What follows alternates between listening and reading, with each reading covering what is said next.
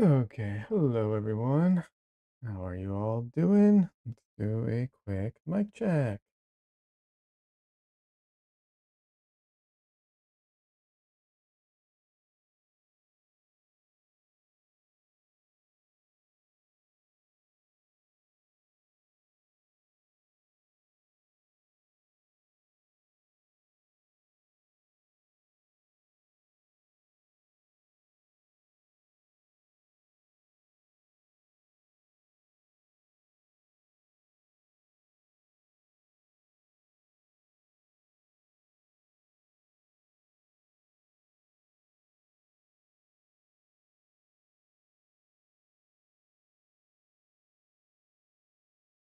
Okay, I think it was a little quiet, so I upped the gain just a little bit, but otherwise I think it sounds all right.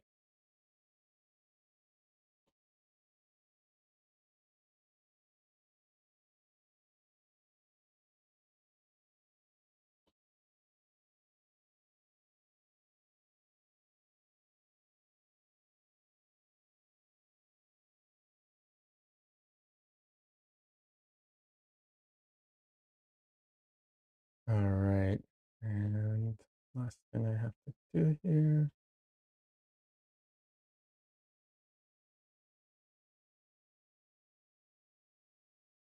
Okay, all right, I think I'm all set now.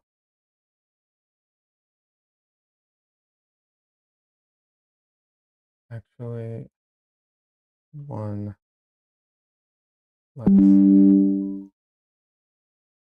Ooh, sorry if you heard that, everyone. All right. Um, that's strange. Sorry, my audio settings um, are being weird. Okay.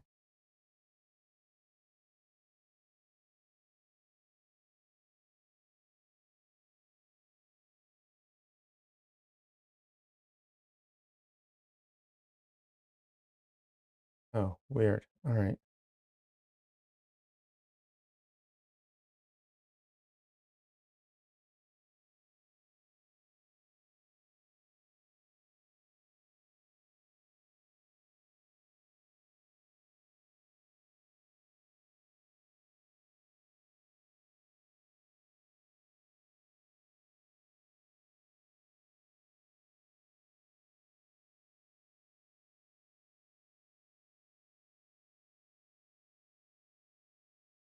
All right. Sorry about that. Just a weird glitch happening. All right. Perfect. All right. I think everything is all set up now. All right. So today I'm going to be working on some more flower paintings. This is the result of my last ones. I've ended up working on them off off stream a bit and finish them up. But today I'll be doing two more, two more new ones.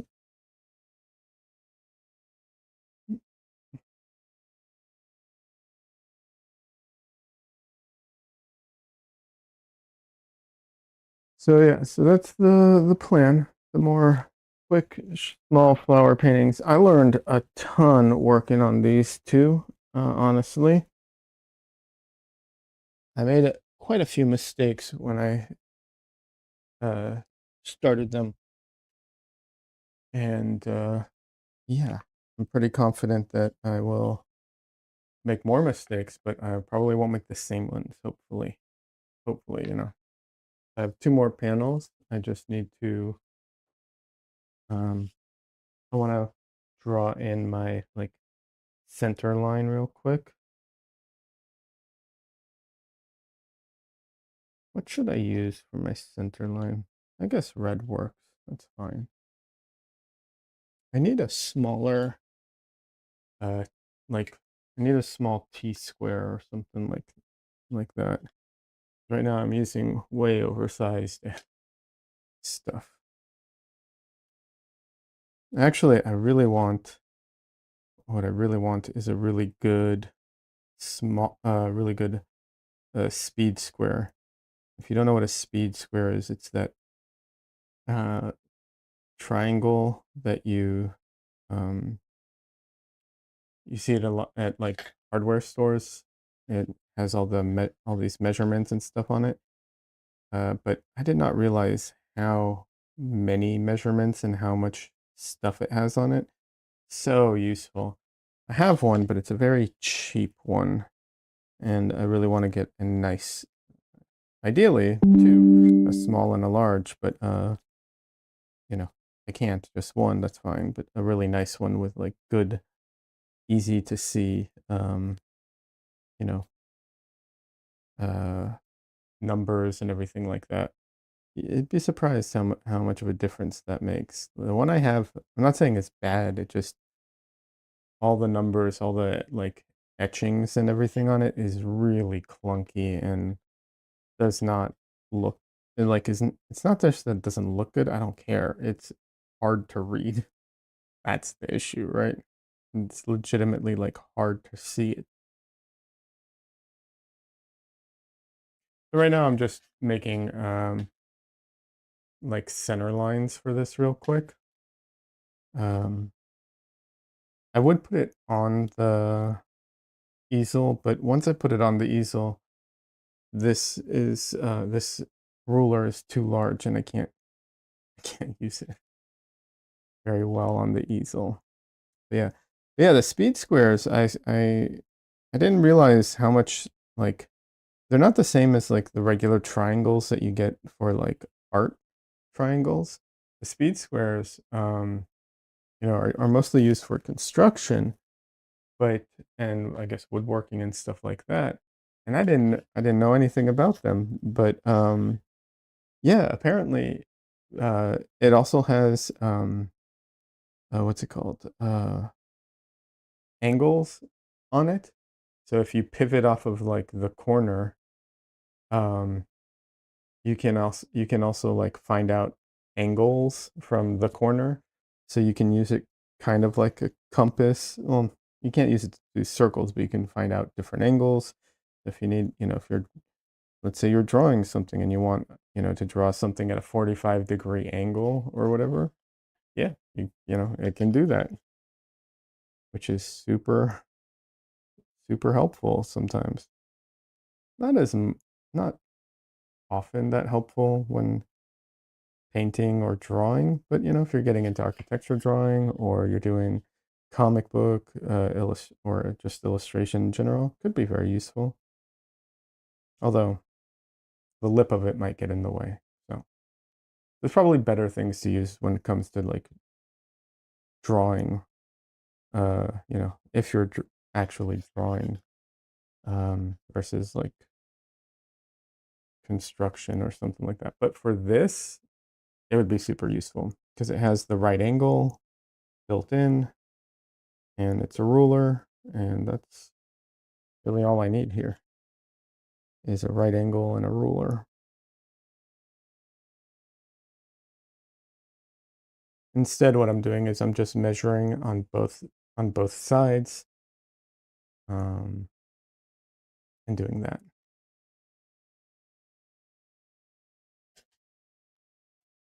And then just drawing a line between the two, So don't have to have the right angle, but it would be nice. It's funny because I actually have a very large T-square, but not a right angle, but not a small one. Alrighty.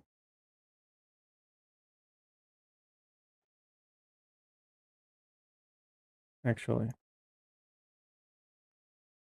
I'm leaving these up until I start painting, simply because that way there's at least something halfway decent to look at.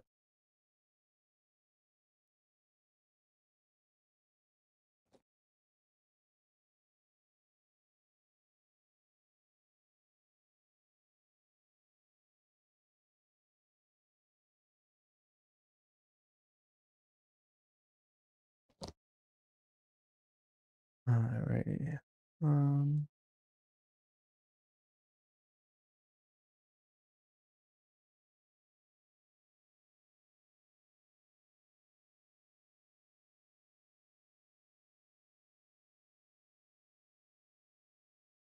Getting my palette out now. I might actually, um, probably won't do it right away, but I might actually get some of my my other paint out today for this painting, some other colors because um, some of these, when you're painting, like I've always, I've said this. I think my palette is probably the most versatile and wide range limited palette, at least so far. Hey Des, welcome. How you doing? Stop shaking, camera. Um, I'll get back to the paint in a second. How are you doing, Des? How are the paintings and photography coming along?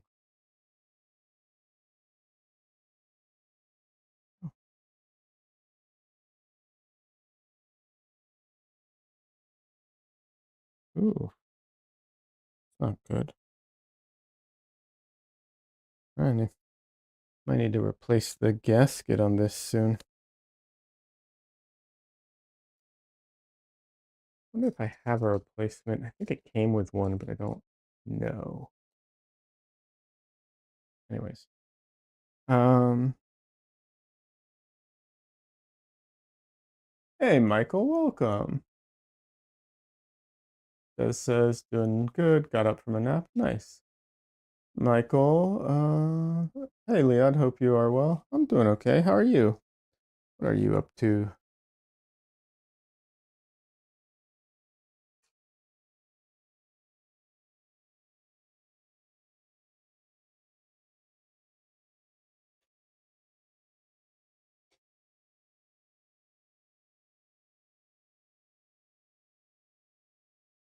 So, as the name or the title suggests, I'm going to be doing some small flower paintings. These are the ones I did last stream, although I worked on them a little after stream as well. Um, these are 6 by 9, and that's what I'll be doing. I'll be doing some more of those as well. I'm okay, thanks. Good, glad to hear that. Um, yeah, so these are just some small, they're meant to be, I guess I'd call them like, I don't want to say sketch paintings exactly, but kind of. Actually, before I put these away, I am going to just touch up the edges because some people get really weird about that.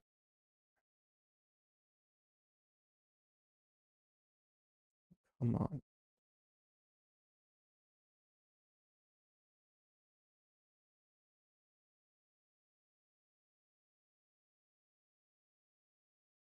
It's like they're glued together even though I didn't glue them together.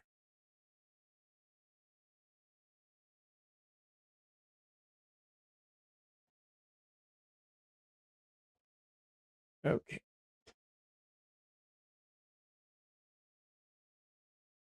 Alrighty. Now my hands are full and it's put this over here.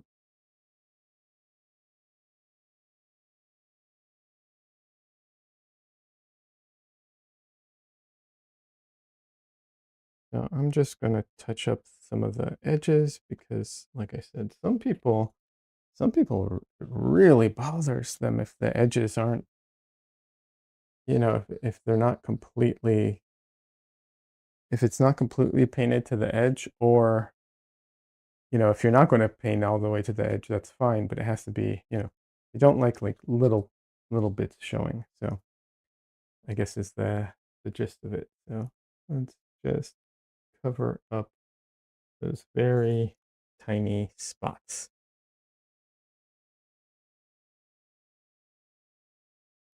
So yeah, I have next weekend a small pop-up art fair I'm going to be at, and then following weekend there's like a 3-day art fair that I'm going to be at, and I thought it might be good to paint some, some paintings that are a little more budget friendly and um, also aren't portraits because people are, um, well, first of all, I have enough portraits, so I don't feel like I need to show anymore. But also, some people just don't want portraits of random people. So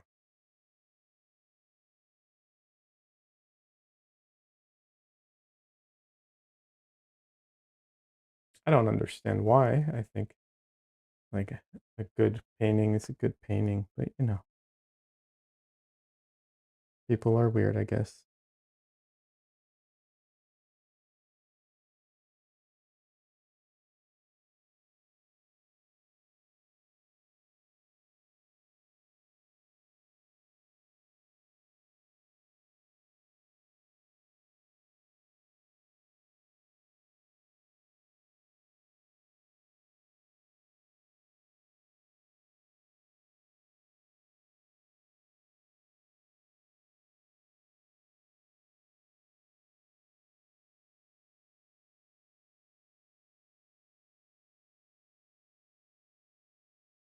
All right, now I need to put it to dry without it actually messing up other paintings of mine, which is important.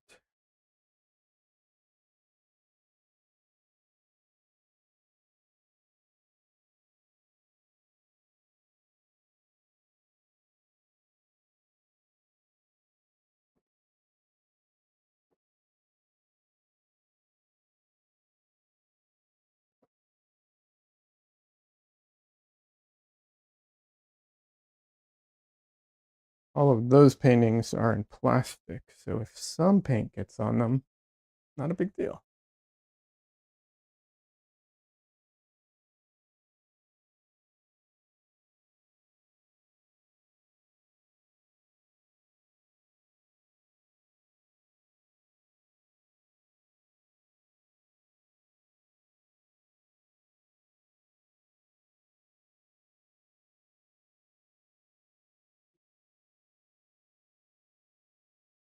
Like I said, covered in those paintings over there, covered in plastic, so not an issue.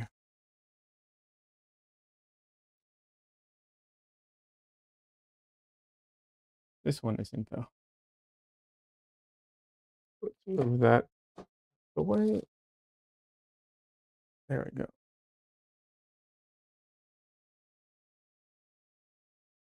I find painting flowers quite hard. Don't know why though. Uh, because they're hard. It's very difficult. Um, I totally get that. I find it hard too.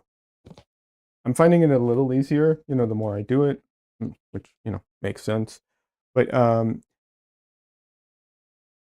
like some of the reasons that they're hard is from a purely technical standpoint of like the um, you know, the anatomy of flowers is very complicated. The way all the petals have to lay, it you don't have to be 100% correct on it, but there's still a pattern to it and you have to get that right. And it's very easy to get lost because it all kind of looks the same inside. Um, and then I don't know about you, but for me and for a lot of people I do know, if it's not something that you're really drawn to or that you really love to paint, um, it's also harder because it's essentially boring, right? You're doing something that's like not all that interesting. And for when you're painting landscapes or when you're painting people, like the the things that you're painting really make a difference, right? Like when you're painting the face, getting all the features right. If you don't get them in the right place, if you don't, give them the right values of, if you don't paint them right, it makes a huge difference. You can take one person, make them look like someone else entirely.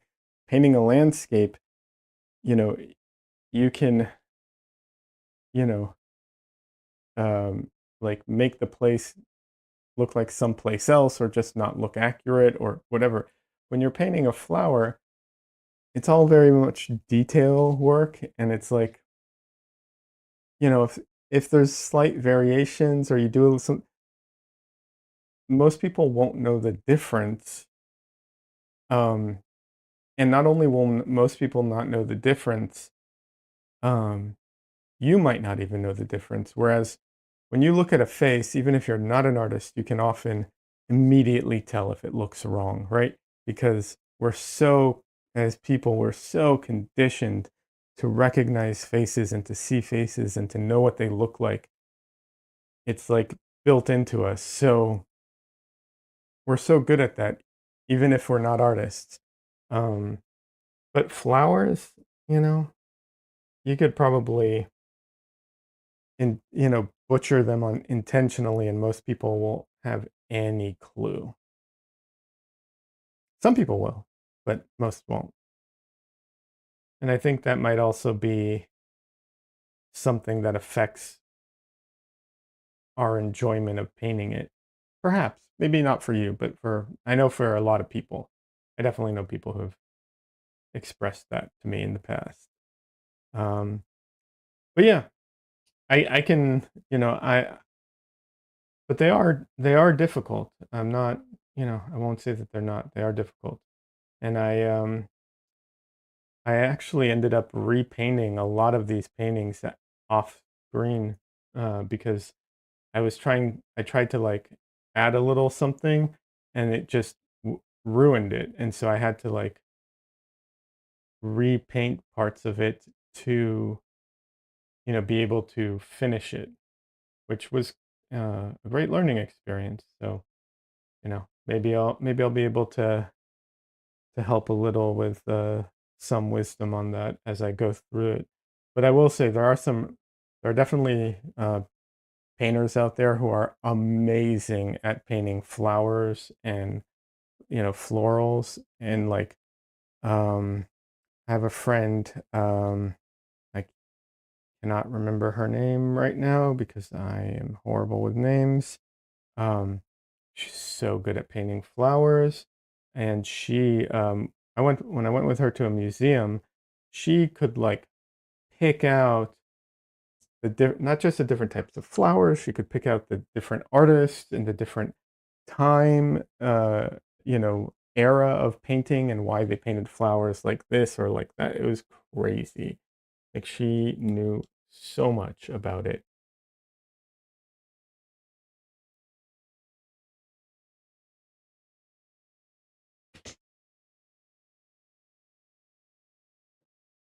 All right. Des says, I bet a bee would be great at painting flowers. Nah, they'd be horrible at it. I know you're joking, and it's funny, but they would be horrible at it. Go look up in flowers in what is it? Is it infrared vision that they see? But yeah, they don't see regular light, or they see additional than regular light. So yeah, I know you're joking, but it's funny.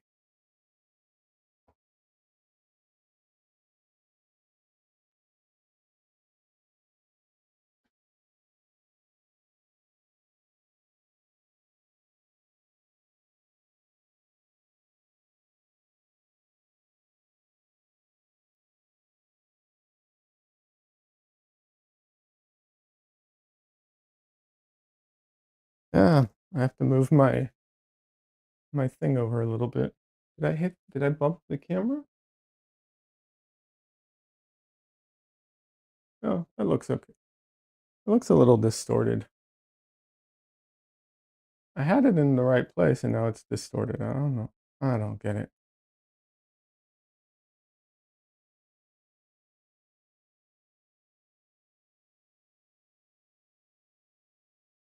Um,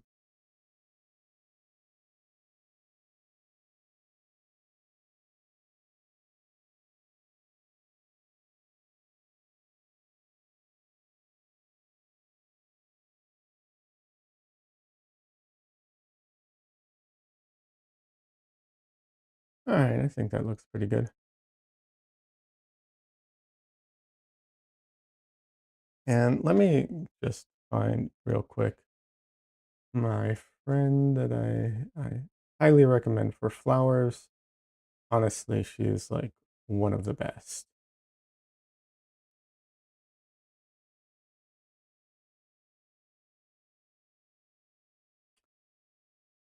Here we go. It's I always get her. It's her last name that throws me off. Her name is Catherine Bob- Bobkowski. Bobkowski. That's it. And her Instagram is C Bobkowski. Here's a link. Gonna make life easy for everyone. Her flowers are amazing. Her paintings are phenomenal. If you want to learn flowers, she's probably the best person to learn from. Well, maybe not the best. I'm sure there's someone else, but she's really good.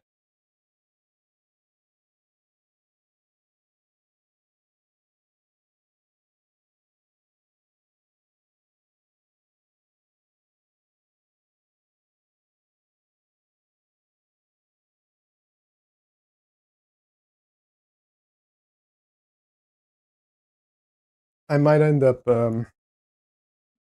taking out or getting my like my cadmium red out and stuff like that because in the last paintings I was hitting the limit of like saturation that my palette could mix, and I wanted some more. And that's about the only way I can get just a little more. And it really is just like such a minor fraction of extra color, but or saturation, but whatever. I might do that, but let's first start. And actually, I'm going to switch these around. I know that doesn't entirely make sense, but I have my reference also um, side by side. So, alrighty.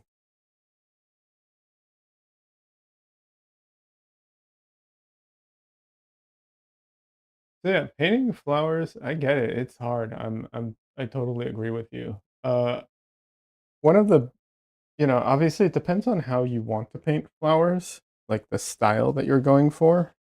Um, but if you're trying to paint flowers, I'd say close to like the type of paintings that I do, then my biggest recommendation would be uh, to go in, block in big shapes, very similar to everything else, which is block in big shapes and then, refine from there.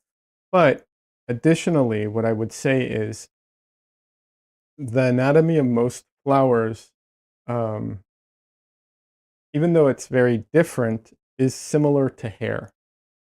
And what I mean by that is that the dark and the saturated areas are, well, not maybe not the saturated areas, but the darker value areas are, further inside. It's like in the corners where the petals, overlap, where the light isn't getting to, right? Which makes sense, similar to hair.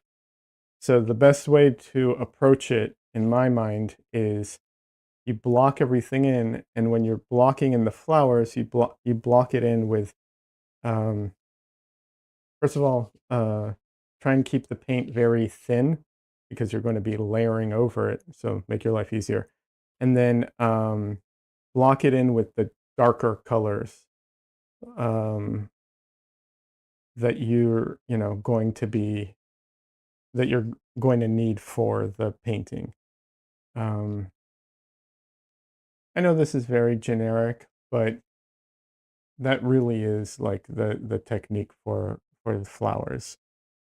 And then from there, you start building all the petals and everything and getting the layers. I know it makes sense, and if you're like an alla prima type painter or you paint anything kind of similar, that's very obvious, but sometimes hearing it again helps. I don't know. Or not.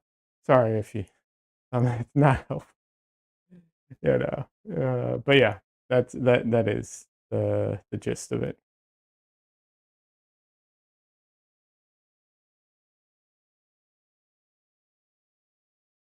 And I am sorry you cannot see my palette today, but because of the layout, it just doesn't make sense to set it up that way.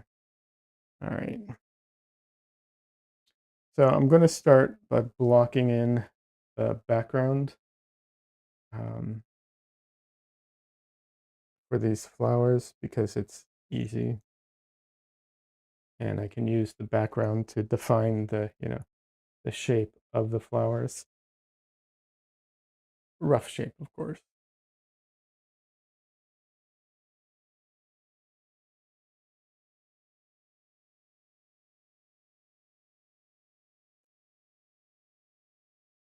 And I will use the brayer on these. Well, actually, let me rephrase that. I think I'll use the brayer on these. Um, yeah, I think so.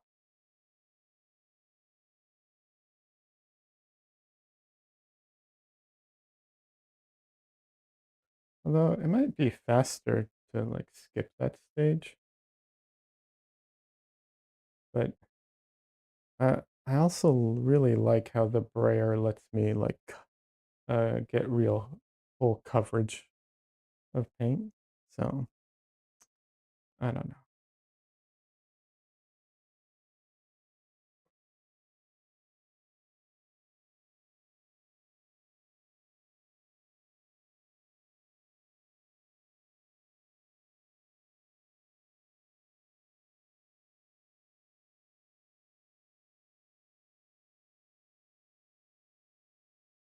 This is where like toning the canvas would probably be useful. However, I will say this, I've done that where you tone the canvas and everything. And um my experience with toning with having a toned canvas is that sometimes depending on the color you put down, I've had it where like I literally can't see if I've painted certain areas or if it was just you know, the tone of the canvas because it was nearly the same, and it really messed me up. Um, oh. Toned canvases are great and all, but stop doing that. Need to put some support behind that panel, apparently.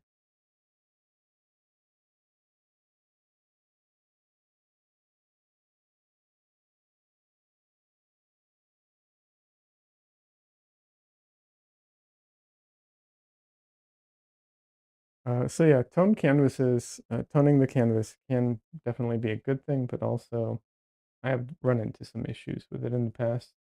The other issue that you can run into, some people like to tone the canvas with what's it called? Like colors that are opposite or very like bright colors. Because sometimes you can see it kind of like peeking through, and they like that. Um, but I find that sometimes that just causes problems too, because you have to work really hard to cover the bright colors. And then something that people don't realize is that sometimes the um, the bright colors will like bleed through after the fact. So it takes a little while for all your paint to kind of settle, and then you'll start to see some of those bright colors coming through. That looks, I hate that look.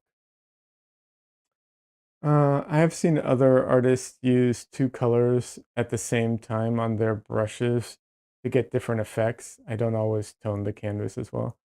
The two, yeah, I've seen that.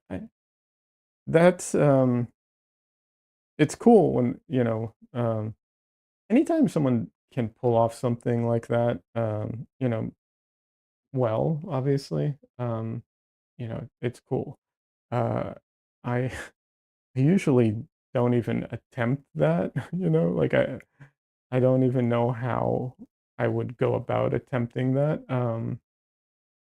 in a way that would make sense. But I mean, the different effects and the different abilities that other artists have is I always find amazing. Um, and I'm not. This isn't me. This isn't me fishing for compliments, but a lot of how like other artists do things, like I find baffling, and I'm just like I feel like such a like simple artist in comparison because I'm just like, yeah, I can't do any of that. I just put like basic paint down and just whatever. And really, I'm not fishing for, please, I'm not fishing for compliments. It's not like one of those things. It's just I view my way of painting as pretty straightforward and simple kind of thing. And when people start getting into like really difficult or complicated techniques like that, it's it's like I can't. I don't know how you got. I don't know how you guys' brain works to be able to do that. That type of thing. By the way, these panels or these photo reference, I actually took the photo reference for both of these, uh, and so it's the same flowers, just a different angle, different lighting, and in the same location. So a lot of the colors are going to be overlapping, not 100% because, like I said, the lighting was different and so on. But yeah. Um,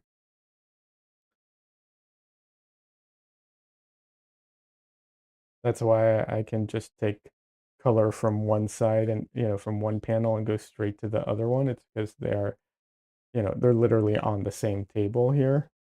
So, although, like I said, a different angle. So this one is going to get a different treatment in a minute.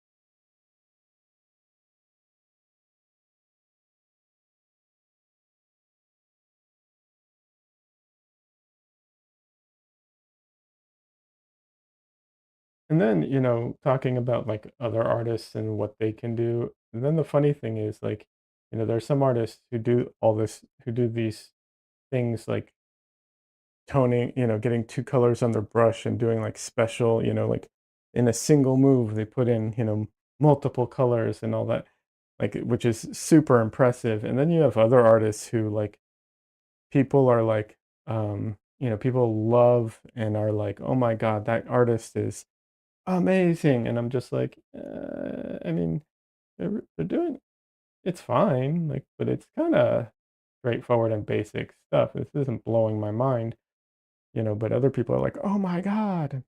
Okay. I guess it's just not for me. That's fine. Doesn't have to be for me. Not everything is.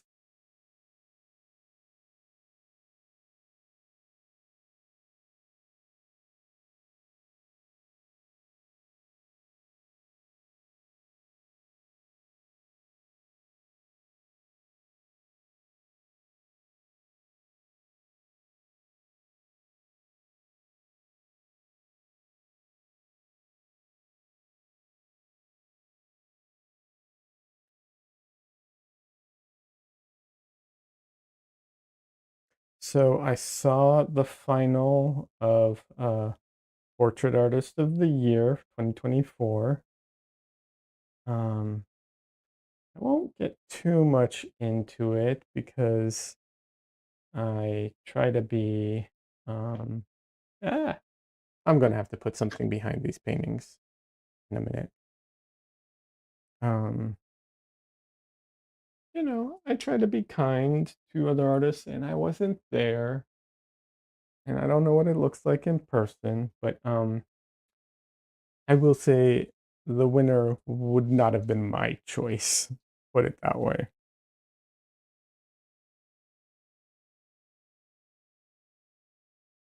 All right, let me get something to put behind there to brace the panels because they keep twisting around on me.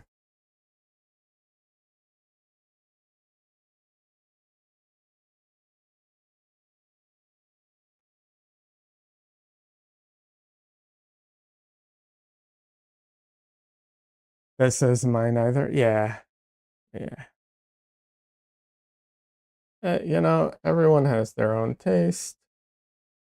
What can you say? But yeah, no, he wouldn't have been my choice.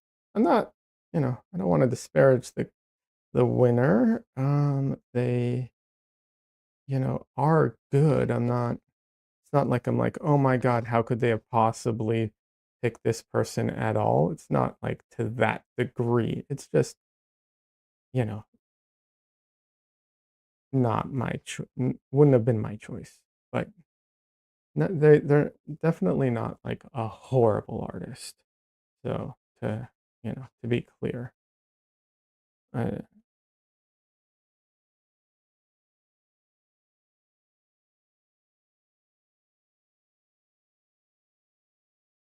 hey, Cookie Monster, welcome. How you doing?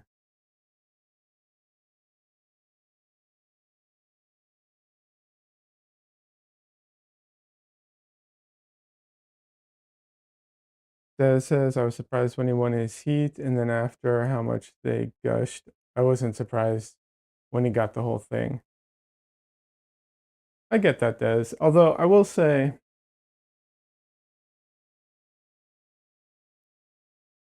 I wasn't that surprised when he won his heat.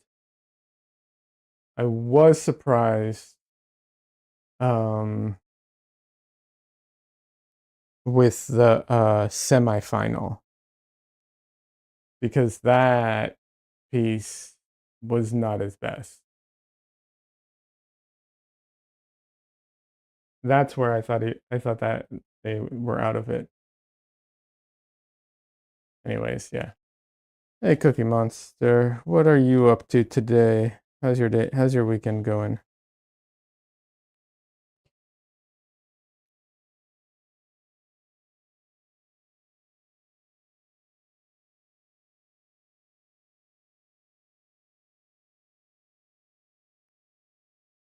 I had to put a brace behind my paintings because they kept swiveling around on me.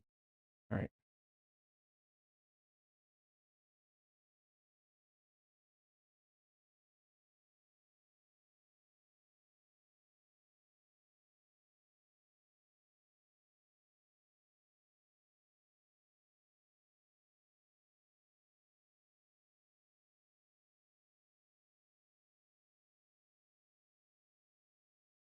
We're just talking about Portrait Artist of the Year 2024. And also, we were talking, painting flowers and stuff like that because for obvious reasons.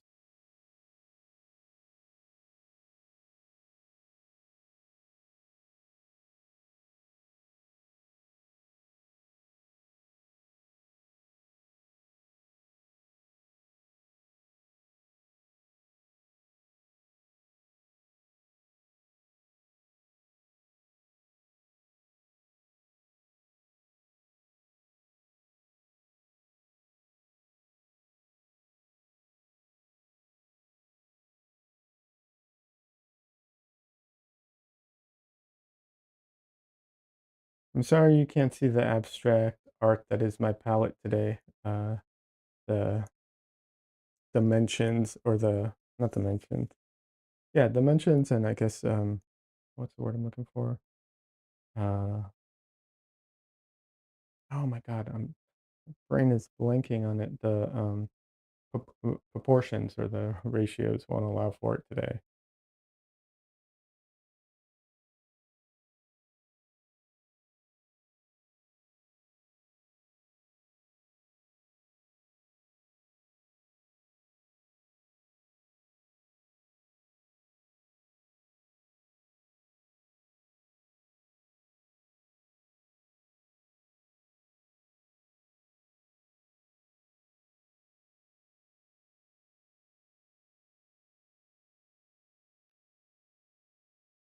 On a very different subject, I'm curious if anyone has tried uh, has been playing Silk Song. If you have, let me know. If not, we don't have to talk about it. I'm just curious.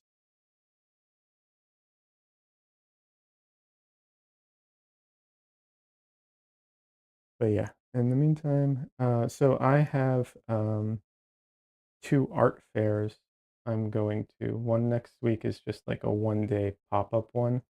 But then the following weekend, it's like a 3 day event.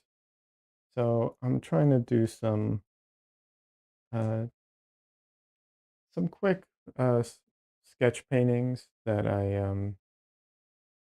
uh, hope some people will, want to buy. The idea is to do them at a lower price point, so it makes it a little easier for some people if they, you know, can't afford the more expensive paintings.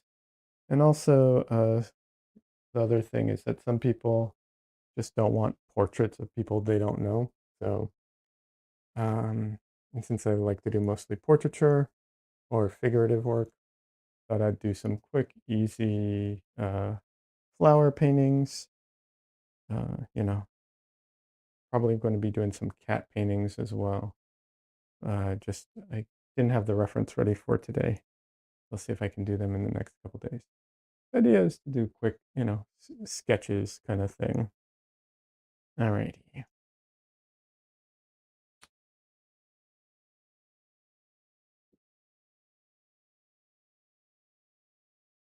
I need to stop painting for a second. I'm not going anywhere. I just need to clean up my palette because I need some cleaner color mixes, and I will not be able to do those with my current palette in the way.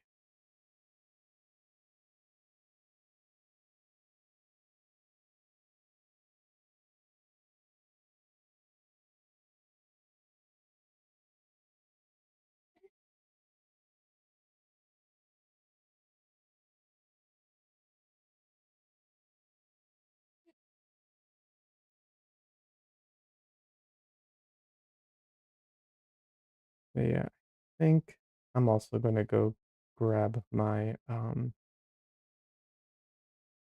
CAD red for some of this because I don't think I can mix these colors.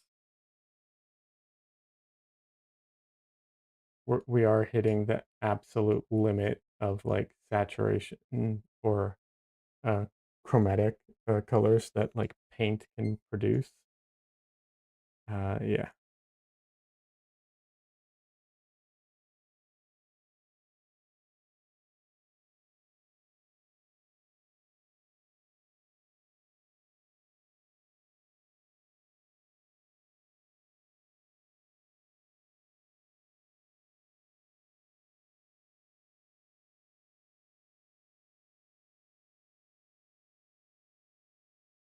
I'm gonna put out some more of my bismuth yellow. I don't know that there's much of a difference between bismuth yellow and like cad yellow or anything. I have not found, I have not seen anything where it's like, I have not seen a yellow that is like significantly more saturated or more chromatic than bismuth yellow, unless you're talking about like in the lower color ranges. Then I have, but that's different. Like a deep, like a deep yellow is different, obviously. than like bismuth yellow or cad yellow light or cad lemon. Like those obviously live in the lighter areas. Um, but yeah, yellow is such a difficult color. It like when you start going lower, it starts going into orange or green, and then it just at some point it just stops being yellow or gray. Grays out. But just I don't know. There's something. It's so weird how it like literally just stops being the color that it is.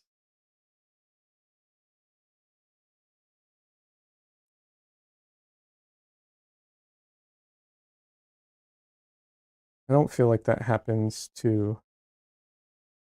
I mean, I guess it kind of happens to red, but not really, right? Because like red, I mean, I guess it turns to pink, but I feel like people still feel like pink is still kind of a red, unless it goes like violet.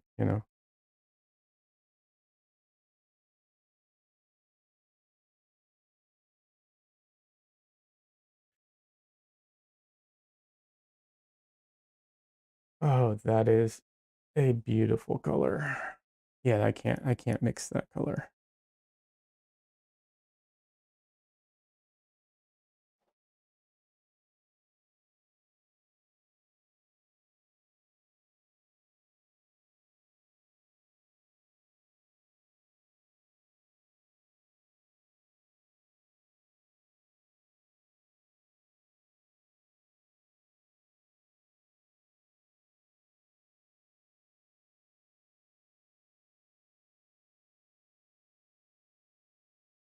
Alrighty.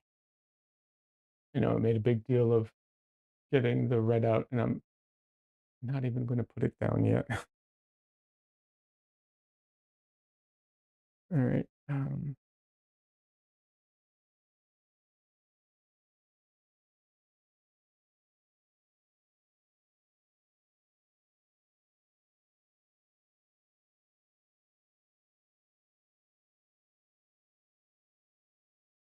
Need to block in more of the surroundings first, I feel like.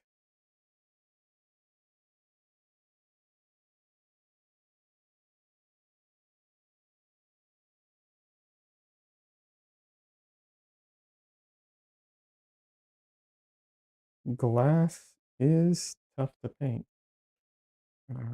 Clear glass.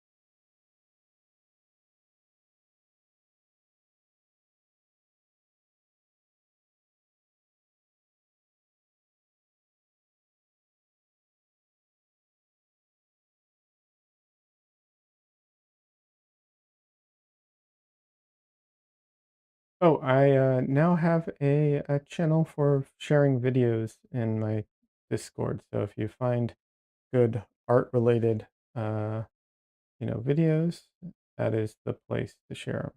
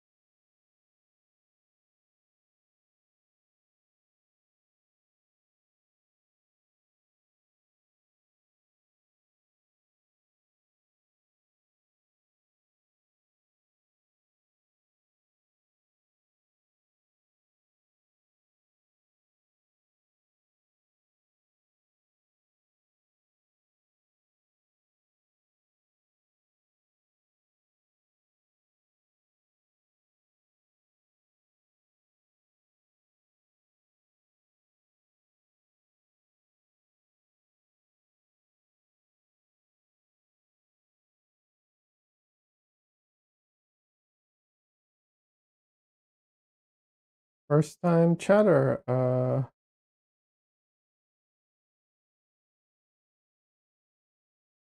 do you say your name? Vociferal? Welcome. Nice beard. Thank you. I apologize if I'm pronouncing your name incorrectly.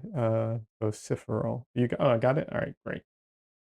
Awesome. Welcome. How are you doing? What flower am I painting? Um, it's two roses, and I think technically it's a three roses, but I'm not positive on the last flower. I am not the most knowledgeable about flowers, and I picked it myself. I didn't buy it, so I don't know for sure. But yes, two of the flowers are roses. So it's a rose, and then I think a third rose, and then the same thing, a rose, and then I think it's the third rose there.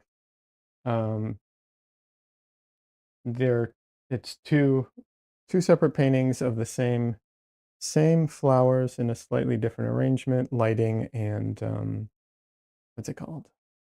Um, Angle. So different photos, arranged slightly differently with different lighting and so on, but um, the same flowers because I basically did a photo shoot with flowers.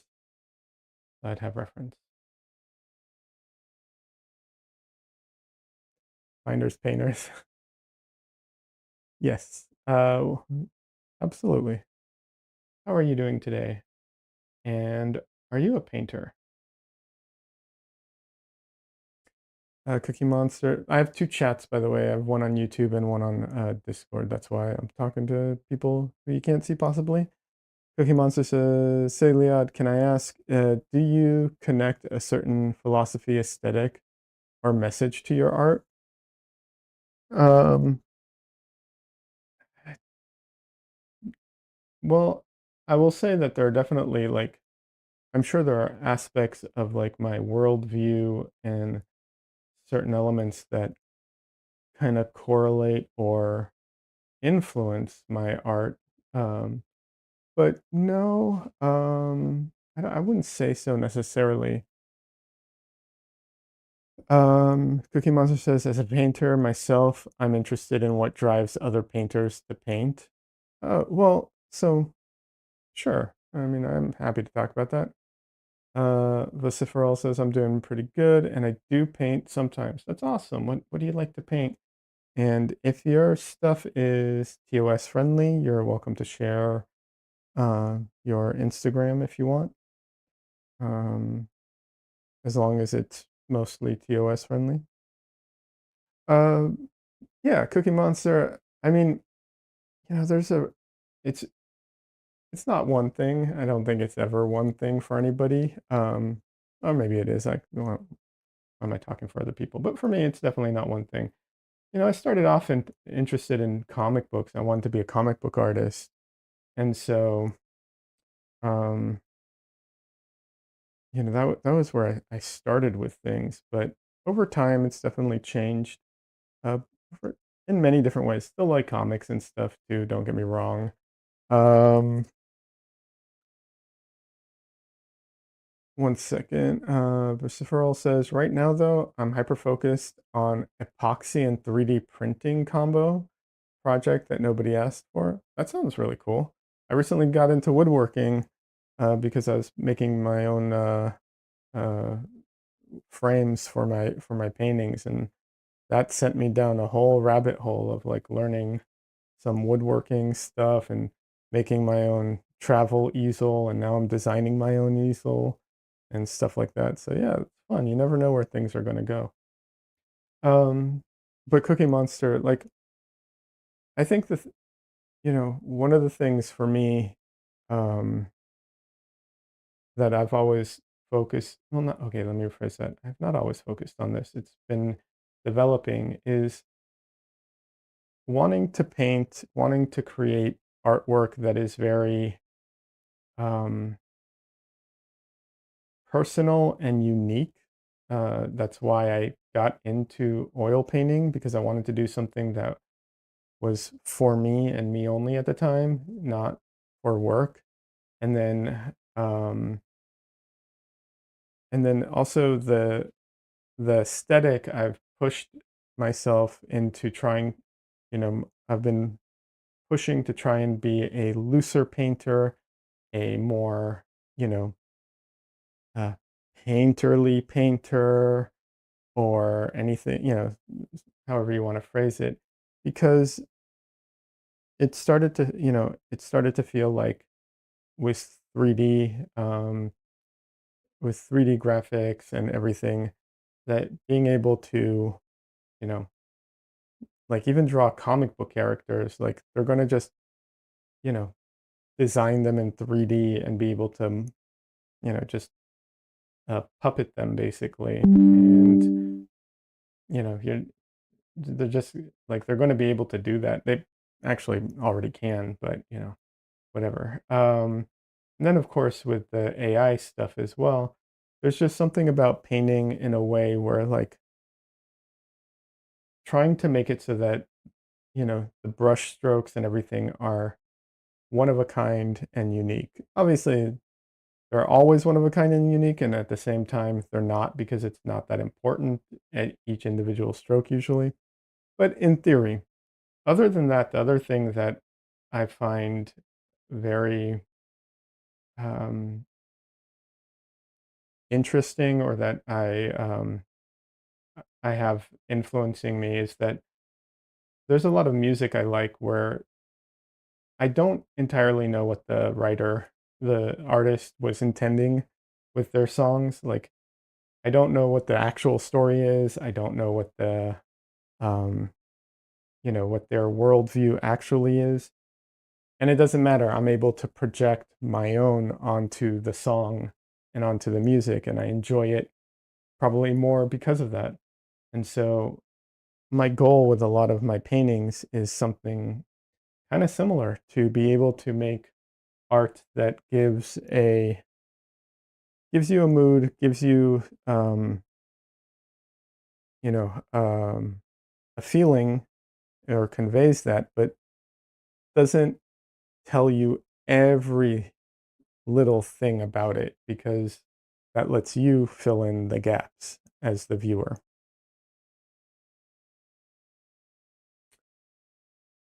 Vociferal says, I haven't posted any new art in a couple of years, but I like painting hands, fantasy stuff, and trash. Hey, don't call it that. I love fantasy stuff. I follow a lot of fantasy artists too. Yeah. And a lot of painters who are like, classical or traditional painters also love that stuff too. It's everyone, there's a lot of comic book fans who are like, there's a lot of oil painters who are comic book fans, and so on. So yeah.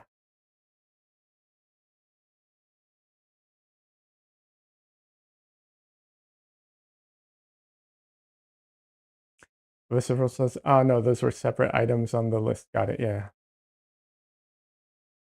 And Cookie Monster says, that was very interesting to hear. I'm glad. And I never know if I do a good job conveying it, but I try.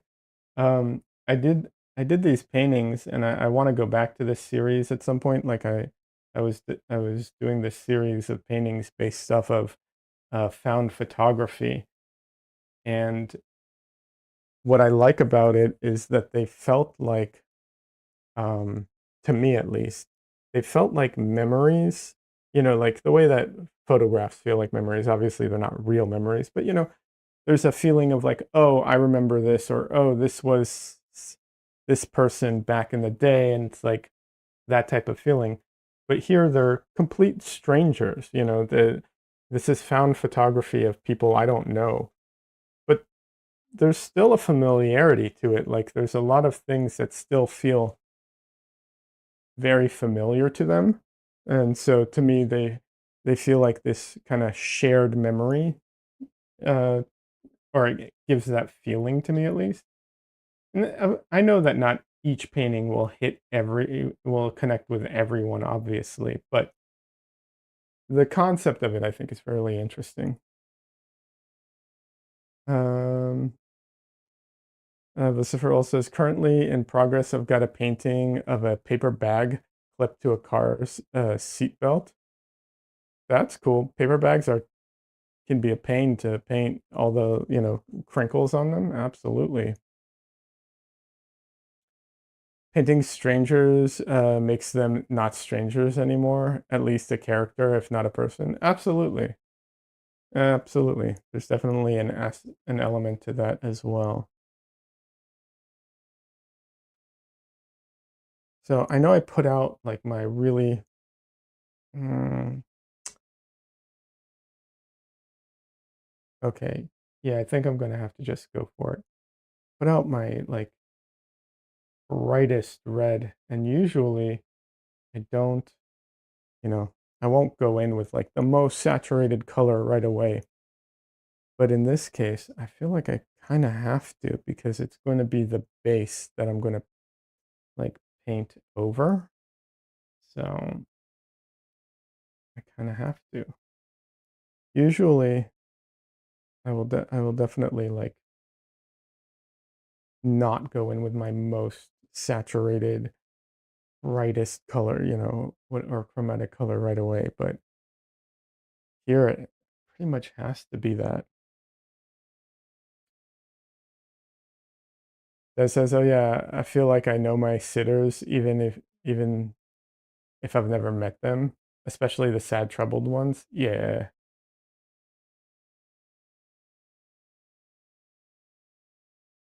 yeah. Des is doing some paintings for this project that's really interesting. It's a charity. They're going to auction off the paintings uh, for for this charity that helps.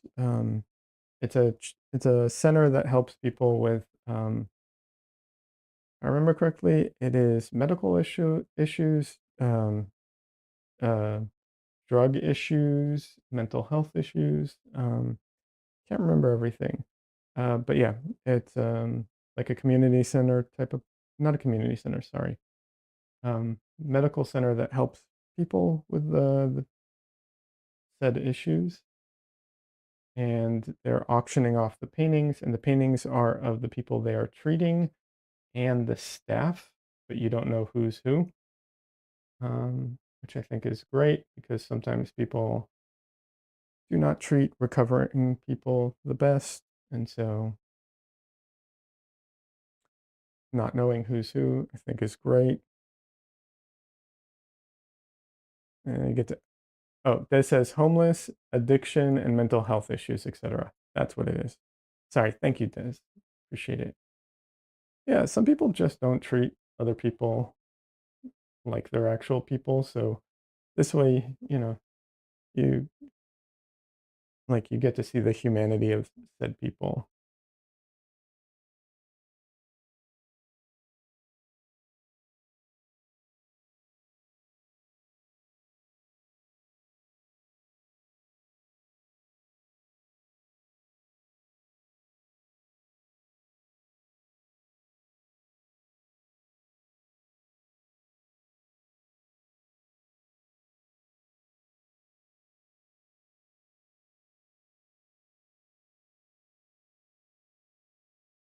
Christopher says, yeah, asking for help is already so hard, and then getting treated like you're not a person anymore is a thing.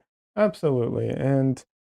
Um and people also think that the help that people get is so robust. It's like it is definitely not robust and not easy, and like, you know, trying to uh climb your way out of like being in like such a horrible situation um is not easy. And I'm definitely, for helping people, and I think it's a worthwhile cause, for sure. But also, like I said, it just, people generally treat like nurses or uh, care workers a little better. At least some do. Um, and so, if you don't know mentally ill and who's one of the workers or employees, it adds to that where it's like you can't judge, you just I think it helps people um, hopefully judge less and just be kinder uh, in that regards.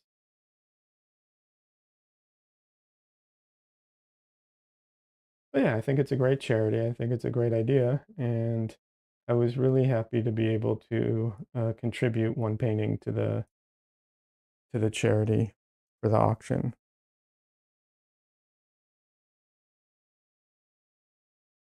Although really, it is Des is the star of the show as far as the paintings go. She's not the only one, the only painter, but like I'll be honest, she's pretty much the main painter who's doing most of the work.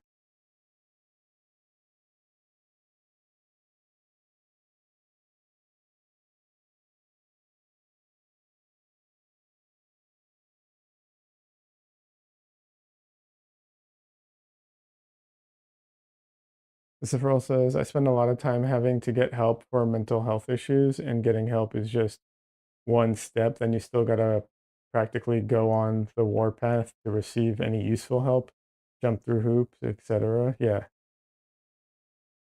You're not in the US though? Oh, okay. Well, first of all, this charity is in Canada, but yeah, it's not better in the US. Cookie Monster asks if I went to art school. I did go to an art school. It was an uncredited art school, which means they do not offer degrees. However, um, it was a lot cheaper because they didn't offer degrees.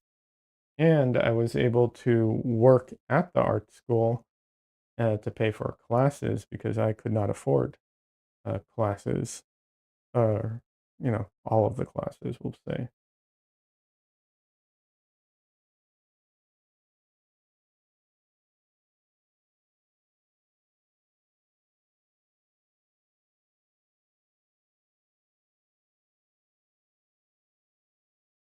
But yeah, I went to an art school in LA that no longer exists.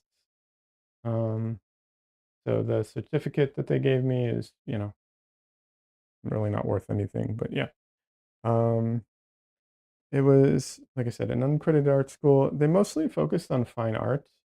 Um, most of the most of the people there, well, a lot of the people there were like retired uh, retired people, or like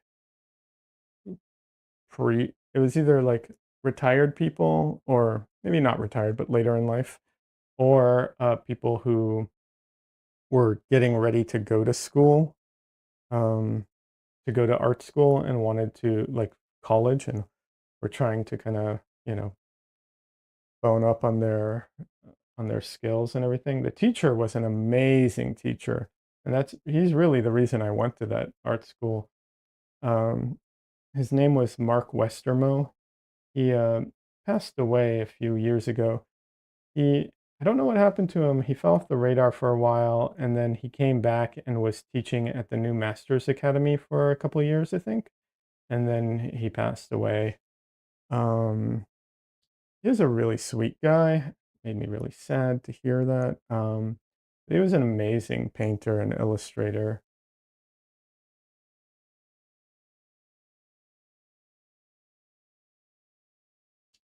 Um, Lucifer says the colors are already really pleasing. Oh, thank you. I'm glad. Um, Cookie Monster says I took a disappointing painting course for 2 years. I'm sorry to hear that. It's tough. It can be really tough to find good good people to teach and good classes. They're definitely out there, without a doubt. They're out there. And if you know, now you can take classes online, which is great. Obviously in person's better, but if you don't have good teachers in your area, I would say online with a great teacher is better than um, in person with a mediocre teacher, I would say.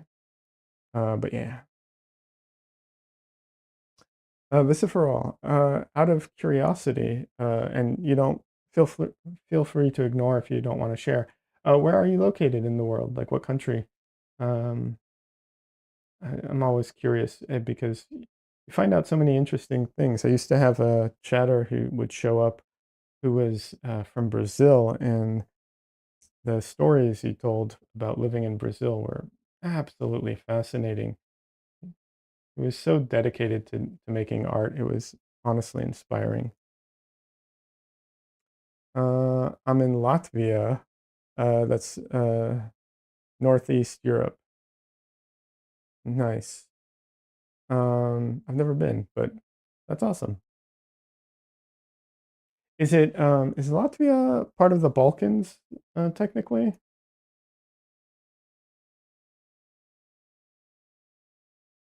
My geography, I'm not the best at geography, I'll be honest. And it's not just because I'm American, although I'm sure that that isn't helping me. Um, but yeah, no, not Balkans. Uh, no, Balkans are way south. Okay, got it. Okay, I wasn't sure. I wasn't sure which area cat was categorized for that specifically, but all right.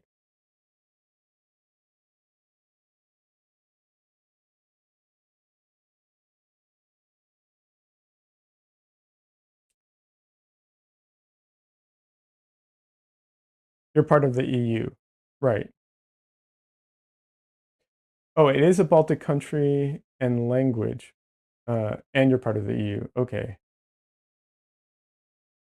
okay. No, so here's why. Because I've met some people from the Baltics, from that identify as Baltics, and or I'm sorry, not Baltics, Balkan. Right, Baltics. Okay, and there's some communities online, and they have a very specific type of sense of humor and everything. So I thought that was interesting.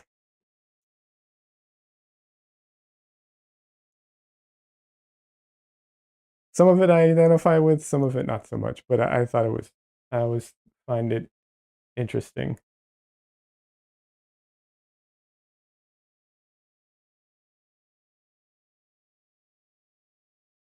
And thank you. I get words pronunciations messed up sometimes. So Baltic, not Balkan. Got it.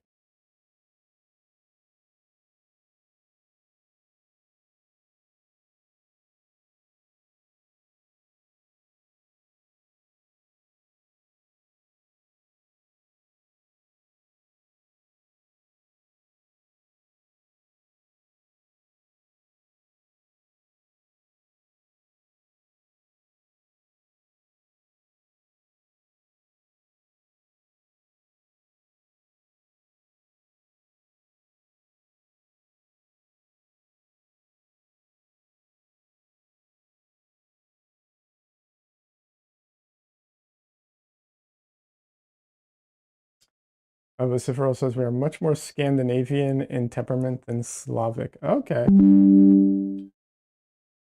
Uh, I I would love to. Uh, one of the things I would absolutely love to travel the world and go see all the go to all these different countries.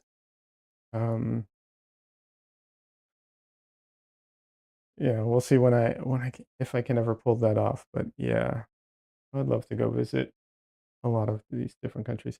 There are some countries I'm a little hesitant to visit. Okay, there's a lot of countries I'm hesitant to visit. Um, but there are some countries I would love to visit, but I'm hesitant to visit because I don't think it'll be easy for me to find food there. But yeah, I went vegan like 5 years ago or something like that. So some countries are very friendly to that and easy. Some countries really not.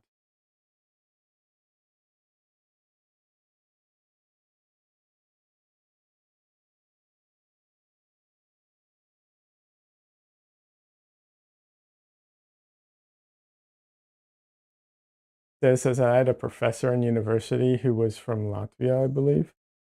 Nice.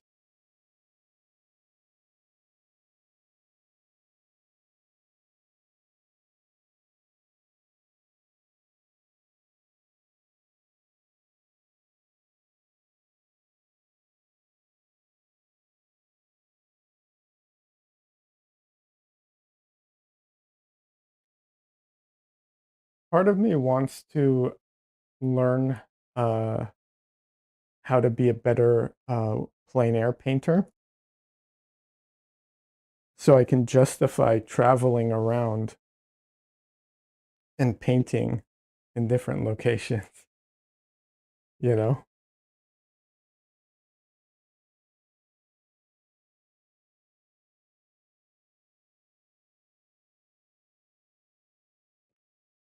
Okay, I need to give my camera a minute break so it doesn't overheat.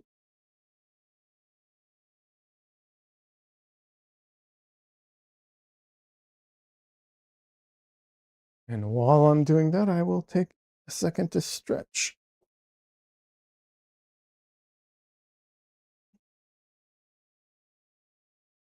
I paint standing up so that I can step away and get closer, even though I don't do it nearly as much as I should. The other reason is at one point I was painting sitting down and trying to contort myself to get into the right angle. Actually ended up messing up my back way more than standing, but doing both is probably the best. I just need to buy a new stool. The current one I have kind of sucks.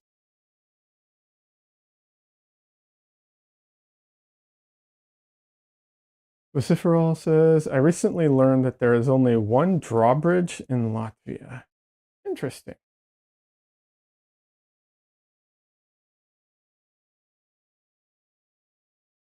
You know, I every time I hear of uh or read Latvia, I can't help it, but I always think about Doctor Doom. Uh, because in the comics he what's he called? He's the ruler of it's not Latvia, it's Latveria or something. Like it's like a variation to the name. Uh but yeah, I always think about that.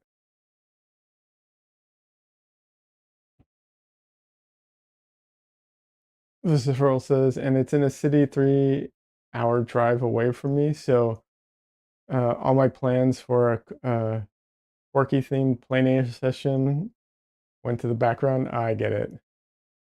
Um, Cookie Monster says, awesome idea. You can become a traveling plein air painter and tour Europe and make a living selling your work to tourists. Yeah, that was a thought. That absolutely was the idea. Um, there is one major hitch uh, to that idea at the moment, which is I'm really not good at plein air painting. That's the main issue. I'm just really bad at it. Vociferal says, "Yeah, we have a parliamentary democracy, no supervillain in charge." Hey, take that back. Doom is only sometimes a villain. His people love him.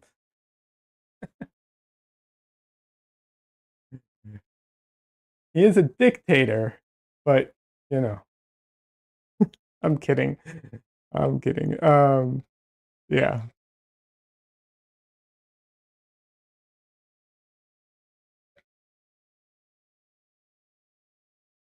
That says my area is famous for the number of covered bridges. Interesting.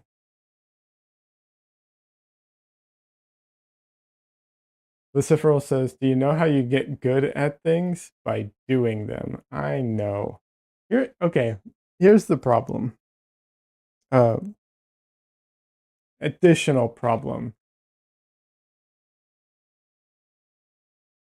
I just don't like it. Okay, like I like plein air painting occasionally, right? Like it's fun to do occasionally go out with friends, go paint, whatever. That's cool. I do not want to have to go out every day, or not even every day. Even if I was doing it once a week, I think I'd get tired of it. I just don't like it. I'm not built for the sun. I'm not built for the bugs. I'm just not the person for this. I like it in theory until I go outside, you know?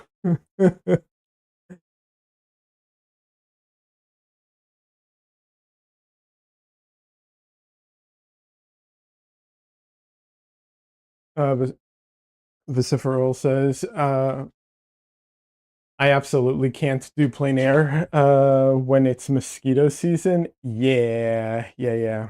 And Des says, I'm attracted to landscape paintings, but I struggle doing them. Yeah, it's tough. No, absolutely.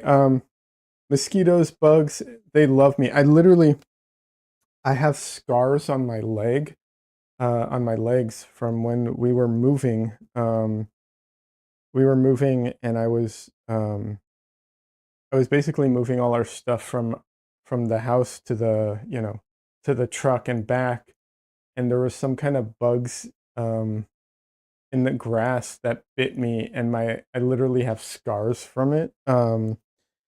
And I burn really easy, so I'm just like, it just becomes this whole thing. I love the idea of it. That's why I said, like Cookie Monster said, Cookie Monster got me. Cookie Monster totally, you know, um, like got in on the wavelength of what I was talking about in theory, but in practice, that's a whole other story. That like if I enjoyed plein air painting, I'd be better at it. You know what I mean? Like, I think that's what it kind of boils down to, right?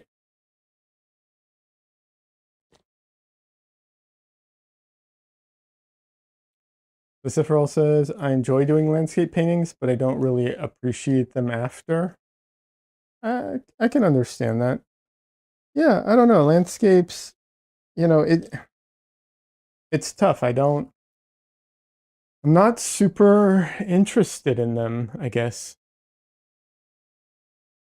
I mean, I appreciate a good landscape and I like taking photos of landscapes. And I appreciate a good view. I really love going places where the view is, amazing. I do appreciate that.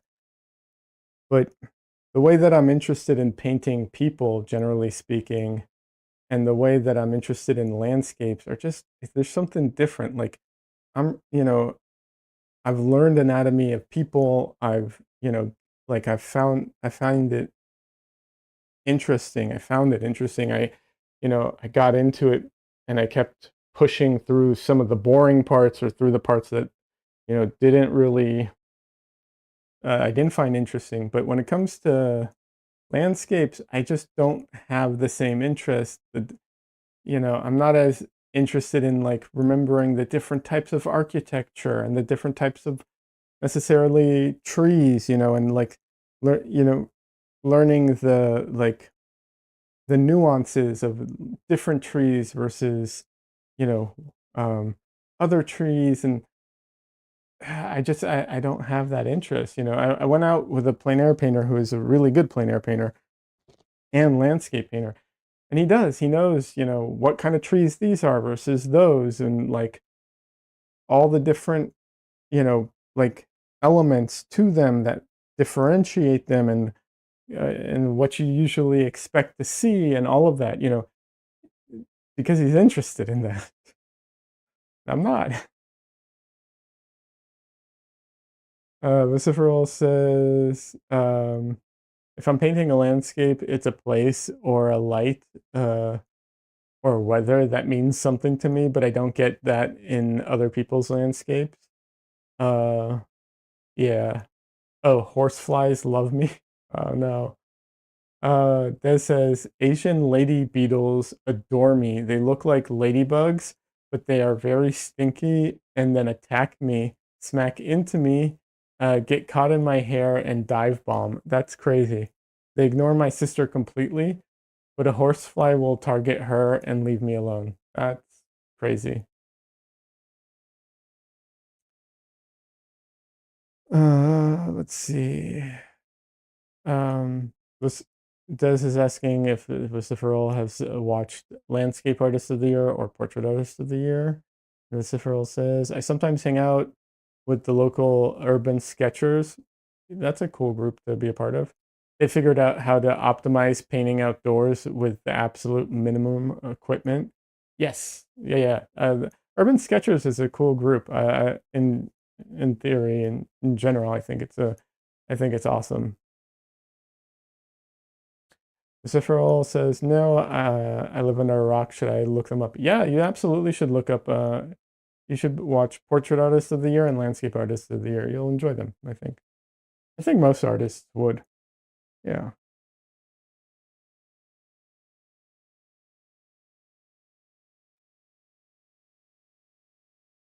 All right, I was going to go in and like cover some of that stuff, but I think I'm actually just going to use the brayer and go in and like mess it up a little bit.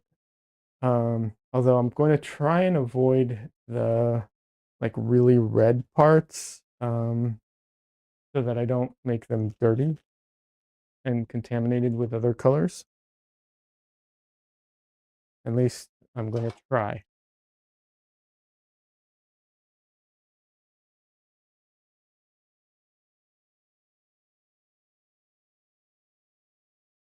Vociferal, they are reality TV shows. Yes, they are like, like you could call them competitions of reality TV shows. Uh, but around painting.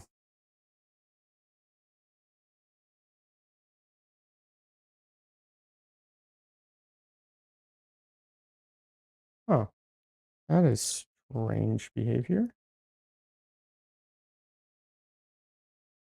It went on really, I guess it went on really thinly and kind of absorbed a little. Huh.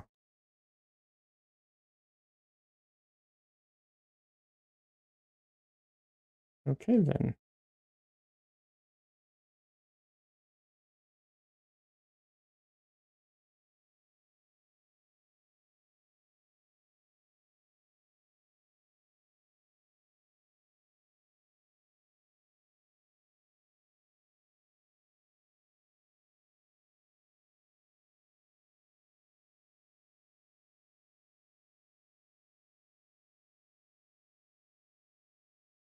These are different panels that I haven't worked on a lot. So I guess for whatever reason. Ah, that's not good.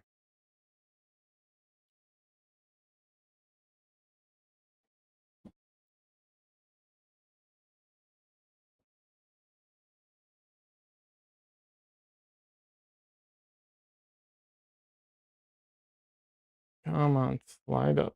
There we go.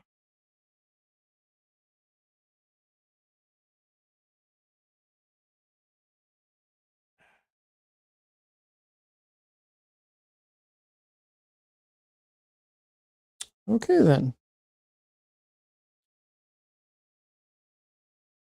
Let's see. Yes, Leon, you asked the other day what we wanted in an easel. I need stability.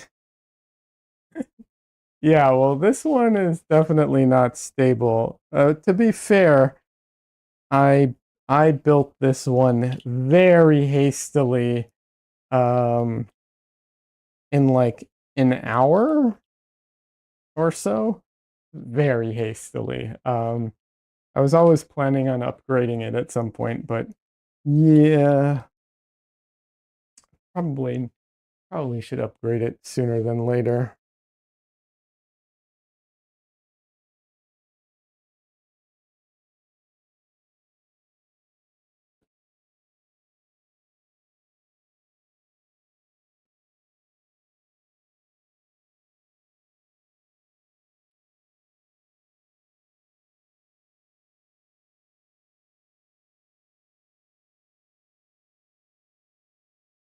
It's definitely not very stable. It keeps shifting around on me. So yeah, definitely need to put some work into that. Actually, now that I think about it, hmm, okay, yeah, I could. Oh, I don't have time to do it. In maybe in like a month, I can work on it.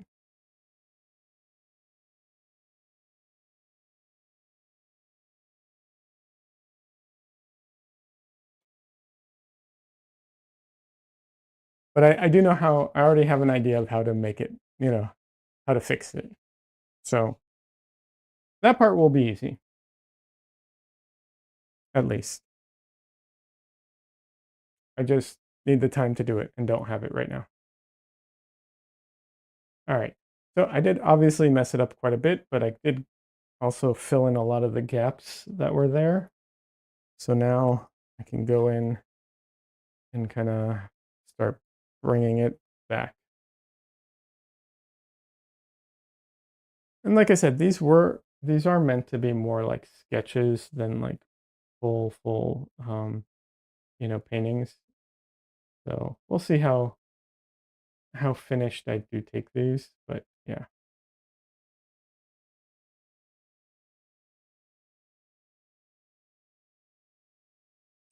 All right.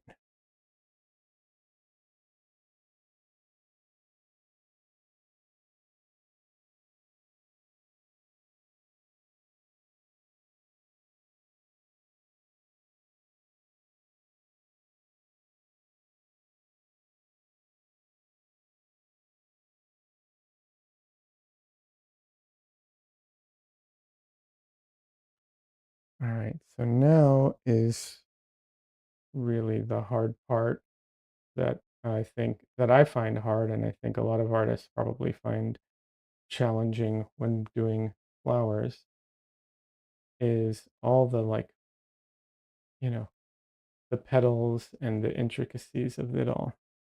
Let's see if you know, how to manage that exactly.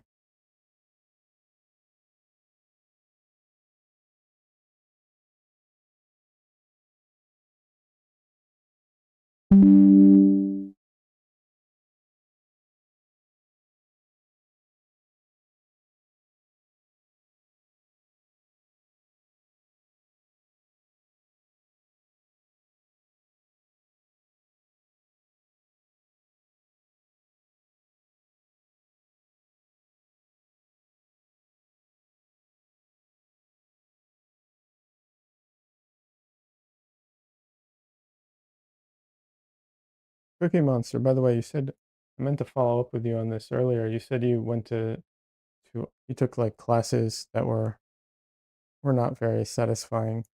Were they in person or online? And have you thought about tr- trying classes again, or are you at this point way past that? Which, I understand if you are. Um,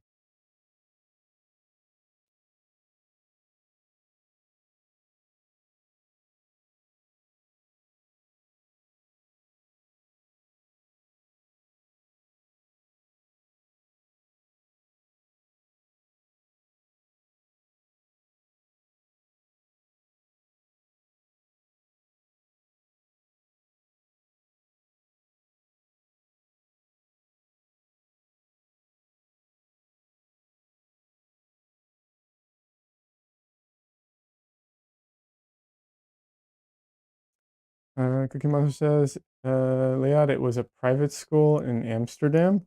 Really? You found it? Was it the like what they were teaching you how to paint? I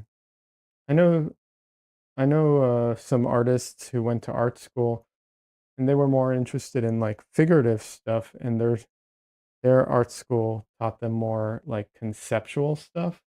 So I'm wondering if it was like the opposite for you or something.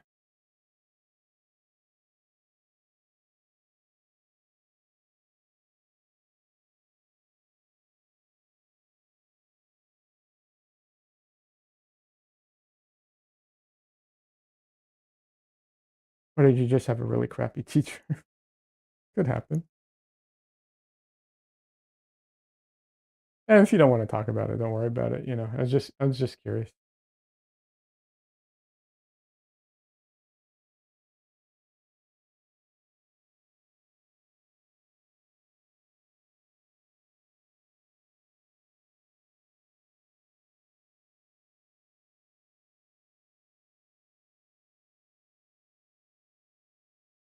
The thing that for flowers that like, I try and keep in mind is that they're, you know, I mean, they're curved, but they're essentially like flat things that are curved or, you know, designed in a different way, but they're definitely like their own planes, you know? And then the other thing is that there's usually a gradation to them from like the center to you know, to the edge. Not always, but usually.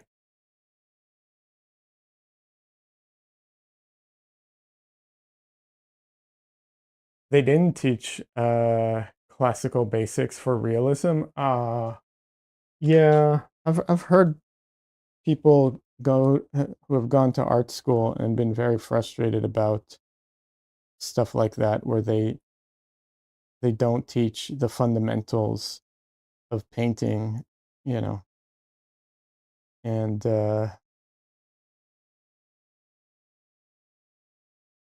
yeah, I feel like that's always a huge disservice to artists. I don't I don't know how it would apply for like abstract artists necessarily, but like I don't know if learning I don't know if learning figure drawing helps or doesn't help abstract artists, but if unless you're only want to do abstract art, I feel like, they really should teach artists the fundamentals of painting and drawing. Um, yeah, and I've heard that a lot of art schools don't, and they like go into like purely conceptual stuff and so on. Actually, at my art school, uh, this was in LA. I don't live in LA currently, but at the time I did. The art school I was at was in LA, and we would have a bunch of artists who were going to um, one of the major like credited art schools there. I can't remember the name right now. I'm blanking. They would come in to supplement their classes because they weren't learning like the basics and the fundamentals the way they wanted to in at the school they were going to. So yeah, that it sucks. I'm sorry to hear that. I remember when I when I was trying to find an art school to go to, I was at a comic book shop just hanging out, and I met this guy there who was um, he wanted to be a character artist for video games, and he just graduated from uh, oh, what is the school's name? Like um, I can't remember. I can't believe I'm blanking on this. Anyways, doesn't matter. He just graduated from a big art school, and like I said, accredited art school, and um, he showed me his portfolio after graduating, and I felt so bad for him because it wasn't it wasn't very good. And this is before I went to art school. I'm not trying to say I was better than him, but he was at the time, I think he said he was like 60 grand in debt from going to art school. And I was just like, oh, well, I'm definitely not going to be going to that school. That's horrendous. Yeah, I felt so bad for the guy.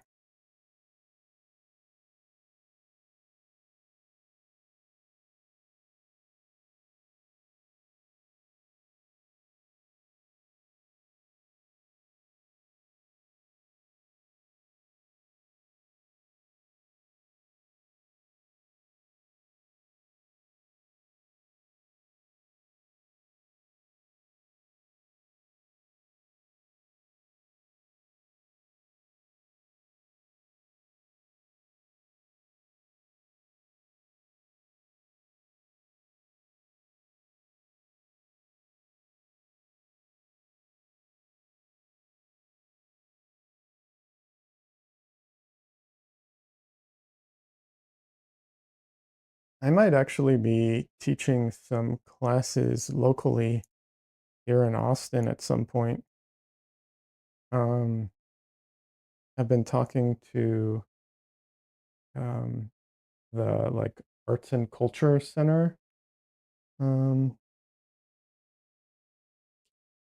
here in Round Rock, and they're doing like some uh, they're doing some construction and like moving the location to a different building next door kind of thing. But then they'll have like more space. And yeah, I've been in touch with them about possibly doing some classes there or something. We'll see. We'll see what happens, but I think it'd be cool.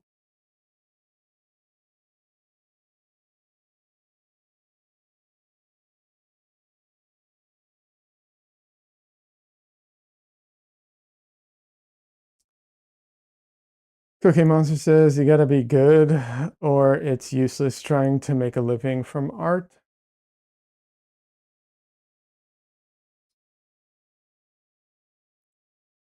I mostly agree with you.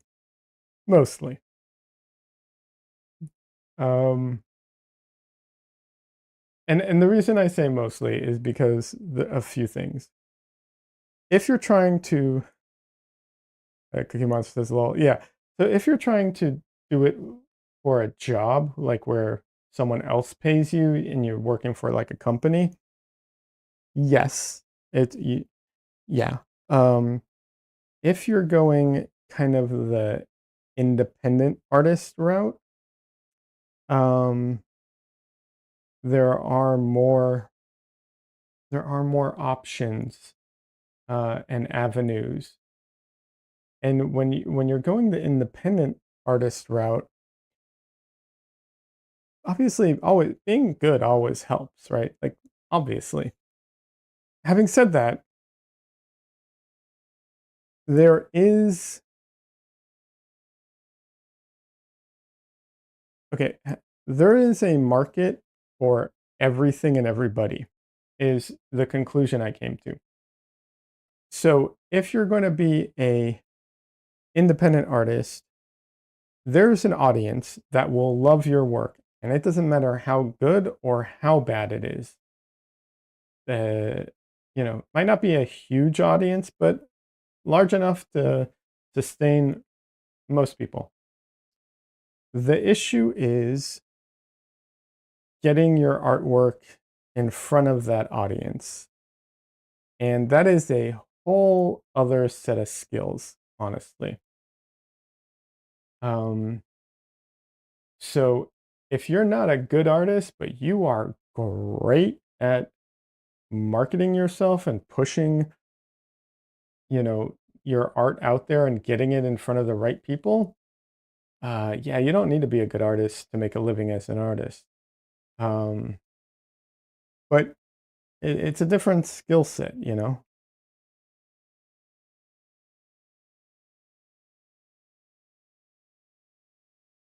Vociferal says, I've returned from my quest victorious with a cup of tea. Awesome. Congratulations.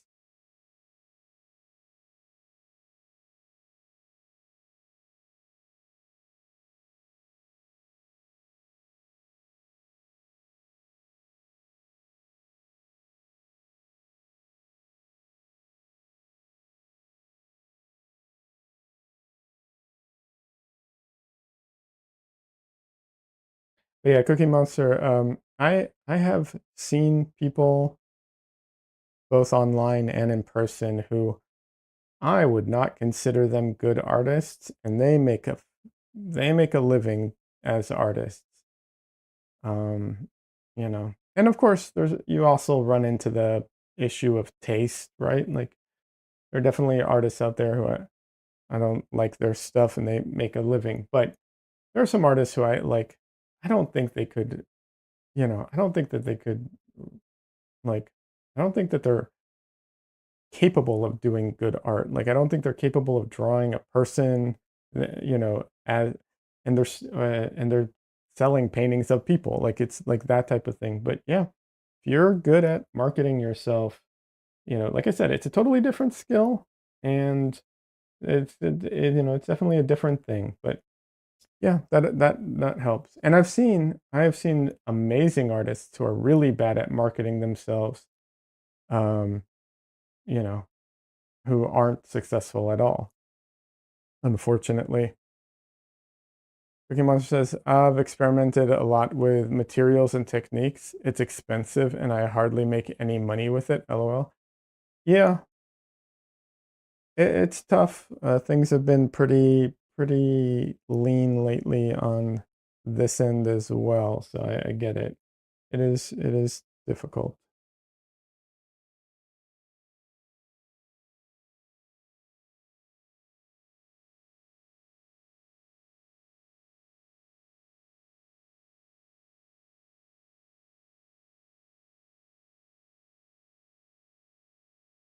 But I'm pretty satisfied with the good results. That's good. You know, that's fantastic to hear.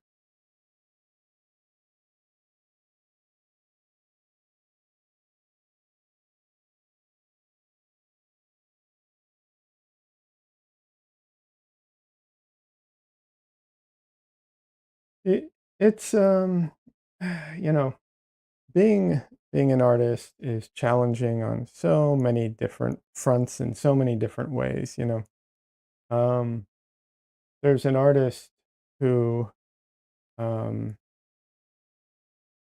you probably know his work. You've probably seen him online. He does he got famous for doing these paintings of people supposedly like on the bus or on the subway, and then at the end of the painting of the ride or painting he like hands it over to them, you know as a like, here you go, and they're like, oh my god, um a painting of me, that's amazing, that type of thing, right? He blew up on social media for doing that, and he's a good artist, but he got kind of stuck in that, like in doing that, because his fans online aren't fans of his, they're fans of those videos, right? So then when he tried to like branch out and he did a show, um apparently he did a show in like, I don't remember where it was. It might have been New York or might have been LA. I can't remember. It didn't go well. It didn't go poorly, to be honest. Um, but he got a little bit of critique, from like reviewers online and stuff like that. And he did not handle it very well and you know, kind of shot himself in the foot a little bit. Very minor. It's not a big deal, but and he's successful financially, so he's always got that to like fall back on. Um, but you got to be careful, even when something is successful. You got to be careful not to get stuck doing it, unless you want to be doing it. There's all these weird pitfalls, for sure.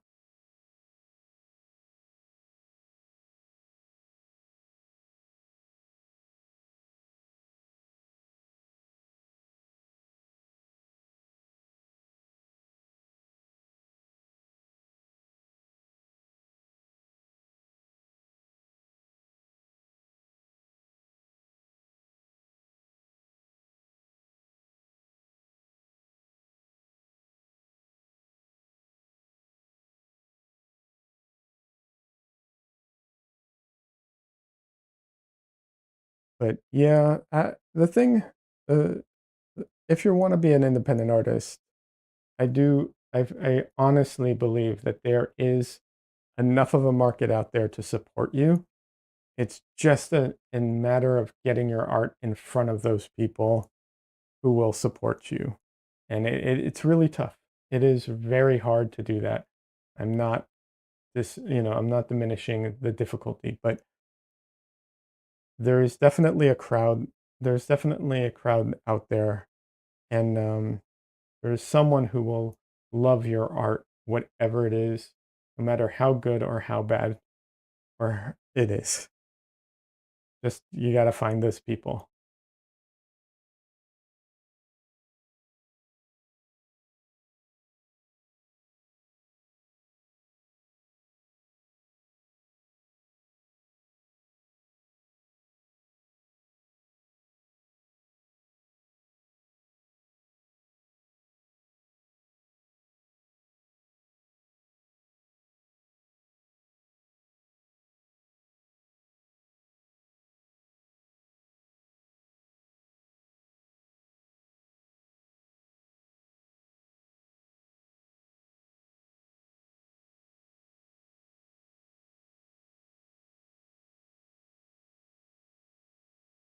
Do you drink hot tea or iced tea most of the time?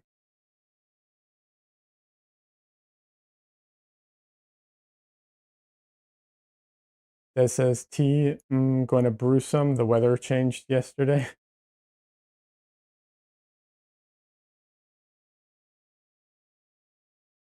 I, ooh, Vociferal says hot tea or death. Ooh, okay. Here's a question for you, Vociferal, then. Um, do you, when you heat up the water for tea, um, do you have, I'm assuming you have a electric, what's it called? Kettle? I know a lot of countries have electric kettles. America doesn't have a lot of doesn't use them as much, but most other countries do.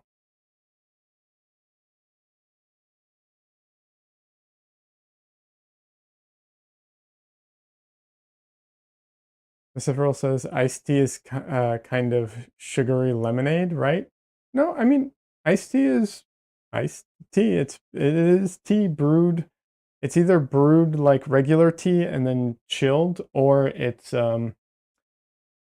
brewed for a very long time, you know, steeped in the water for a long time, but you know, with no heat. Sweet tea is very, very sweet. It's a little different. Um, that says kettle on the stove or electric kettle. The water has to be boiling.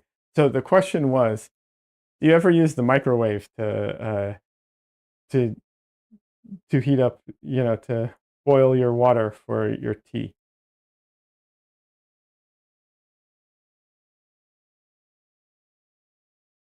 That says no, screaming no.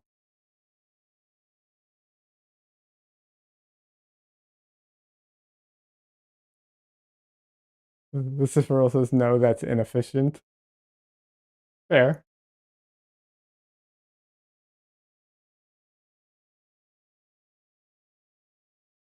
I was, I thought you might have the reaction that Bez ended up having. That's funny.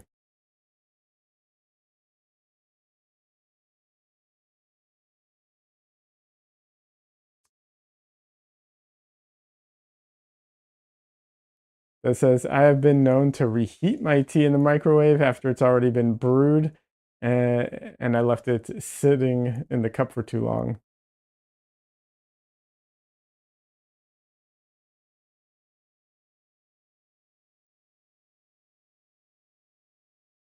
Cipherol, wait, you've run oh, you'll still drink it if it's cold, um, if you forget about it? Got it.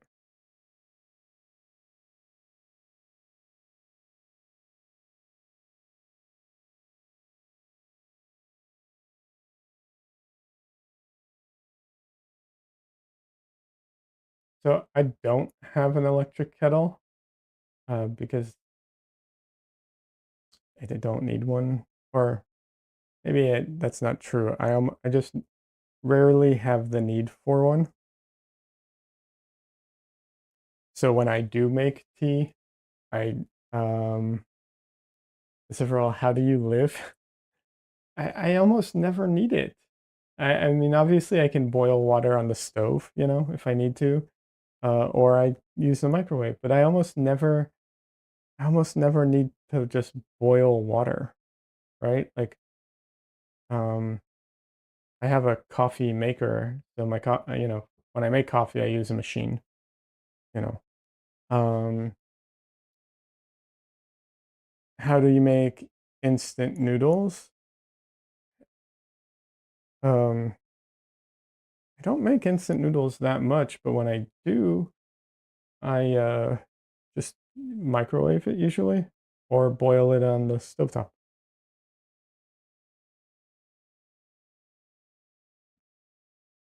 But I don't make instant noodles a ton. It's not like yeah, can't say that I make instant noodles a ton. Christopher says wild. Yeah. Yeah. Oh, we got a guest. It's exciting. Perfect timing. Dresden is here.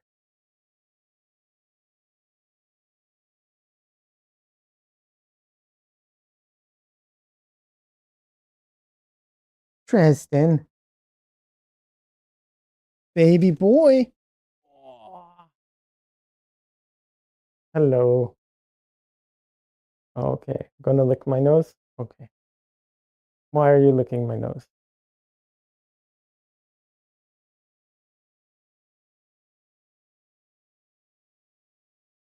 This is Dresden. Oh, baby boy. This is Dresden. He is one of my three cats. I have three cats and a dog. And he is the cuddliest of them all, without a doubt.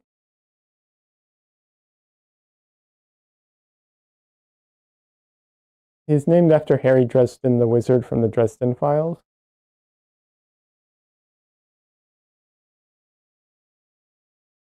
Yeah. He is 4 years old now, I think. And he likes to lick me for some reason. I don't know why. Oh, your nails are biting into me, little boy. Oh. And he does fulfill a lot of the orange cat stereotypes.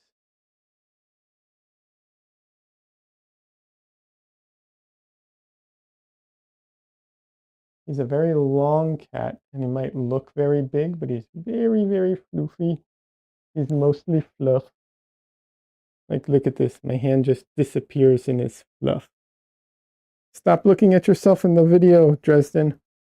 For a while, he was afraid of my computer monitor because he saw another cat in the monitor, and he was afraid of the cat that lived in my monitor. To be clear, it was him that he saw in the monitor, and he was afraid of him.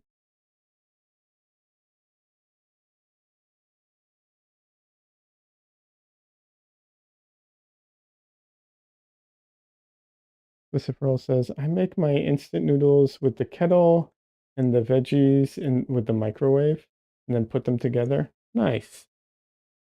Yeah, what is it, like ramen type of instant noodles, or is it something else?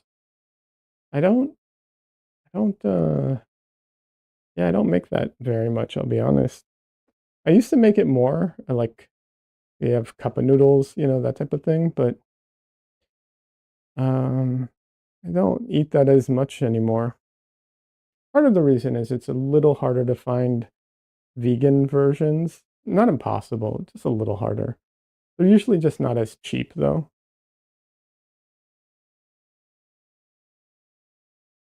Oh, look at the belly.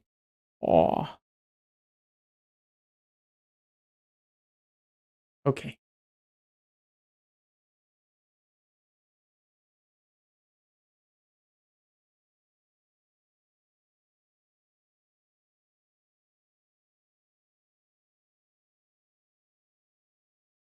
That says, wait, Des is calling Vociferal a weirdo for the veggie thing.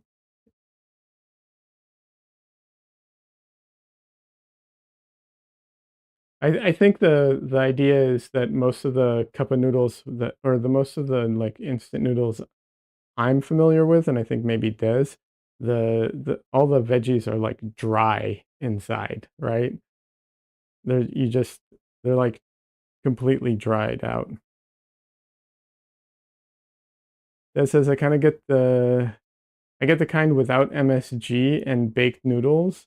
MSG is extremely addictive for me, and I crave it so bad. I need a 12-step program for bad noodles.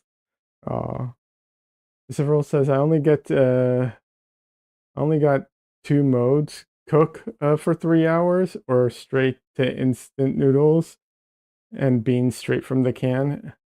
I mean, oh, you mean you add frozen veggies? Okay, that makes sense. That's good. That's good. It adds to it, you know. Dresden.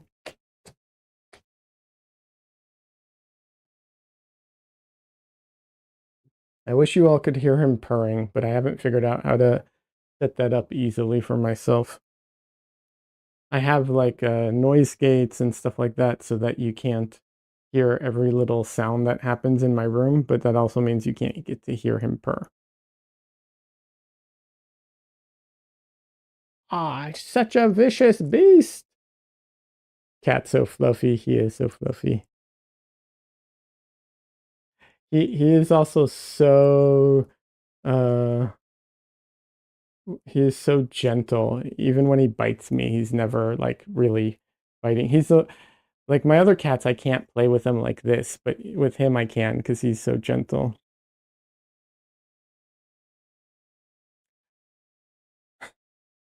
Lucifer says, so we can't hear if you're purring either.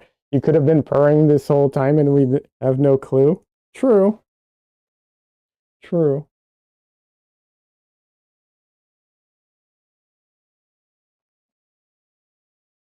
It's more so you don't hear my heavy wheezing. No, I'm kidding. Although my allergies have not been making breathing all that easy for me lately. Ah, so much hair, Dresden. So much hair. Ah.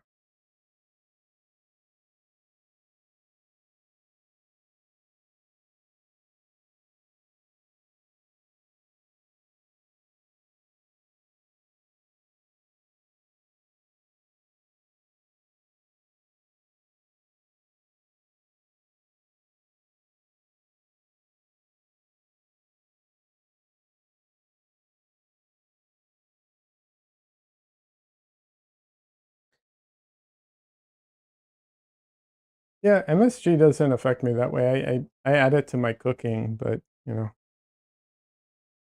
it's all right. I don't doesn't have much effect on me.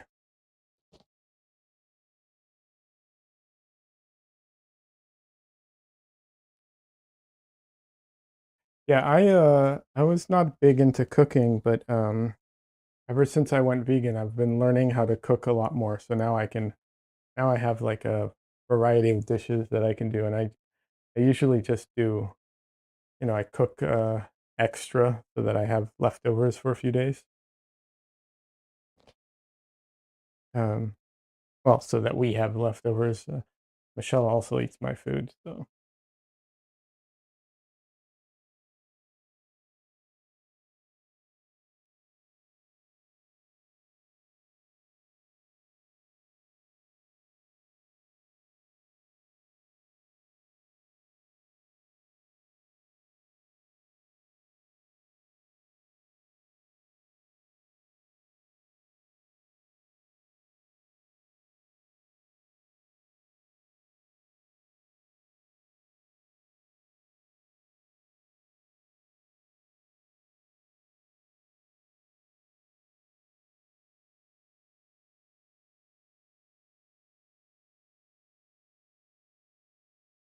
but yeah, it is nice to have an easy go-to meal that you can just, you know, throw together very easily.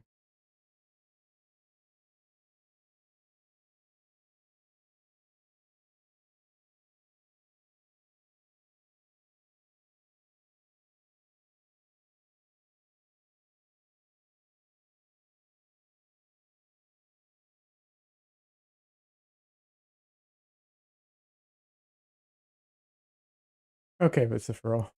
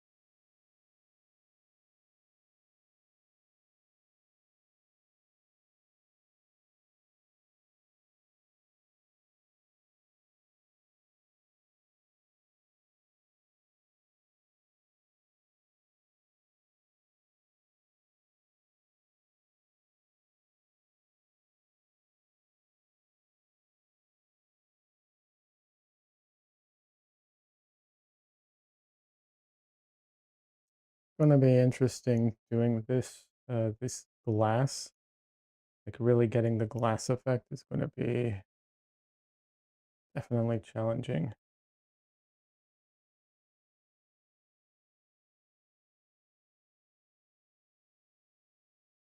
The thing with painting like clear glass that, like, as far as I know, the trick to painting clear glass is essentially, you know, painting what you see, obviously, but also just basically painting not the glass, like everything around the glass, through the glass, but, you know, not the glass. And then at the end, you kind of like put the final touches of the glass on it.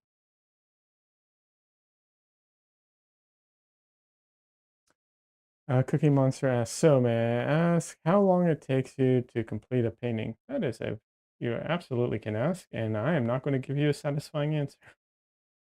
I am sorry about that.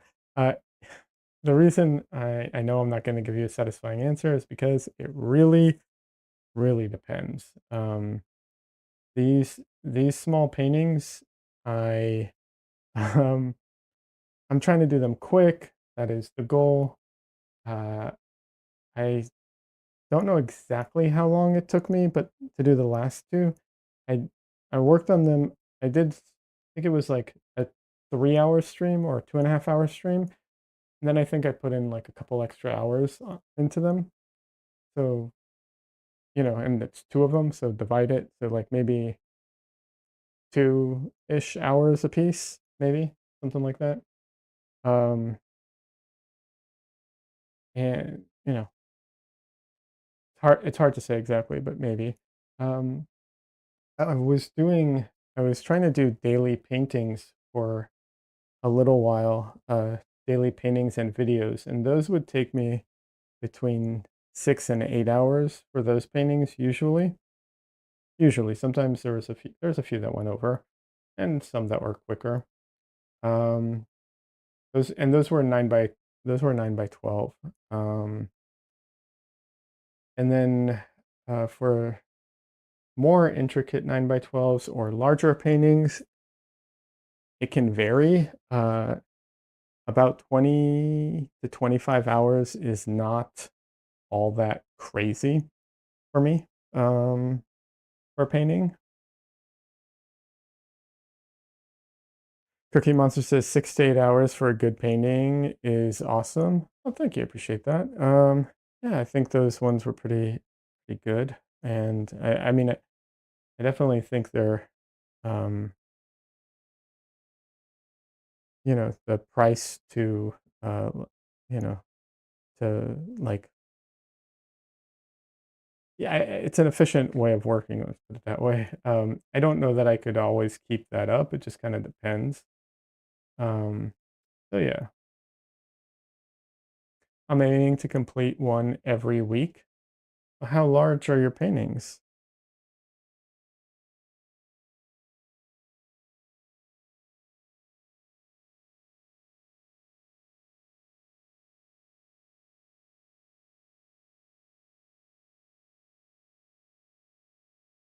There's also other things you need to take into consideration, which a lot of times artists don't take in consideration. Welcome back, Vociferal.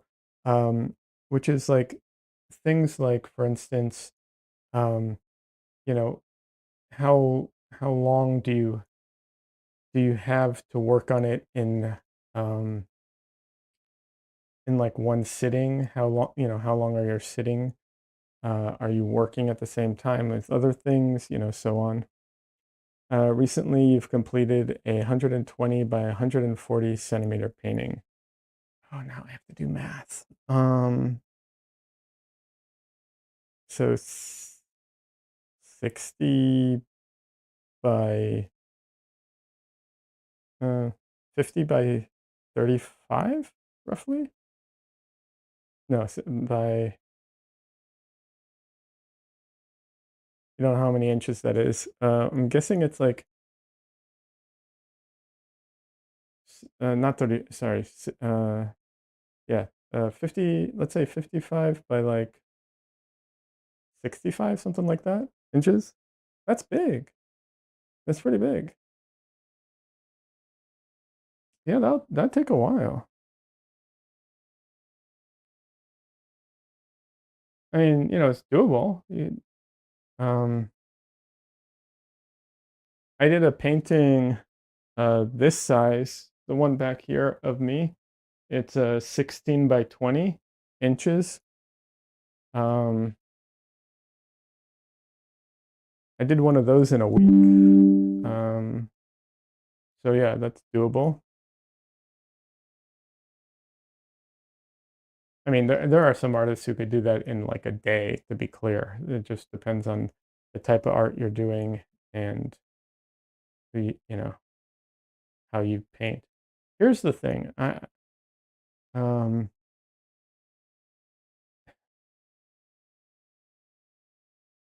Painting fast is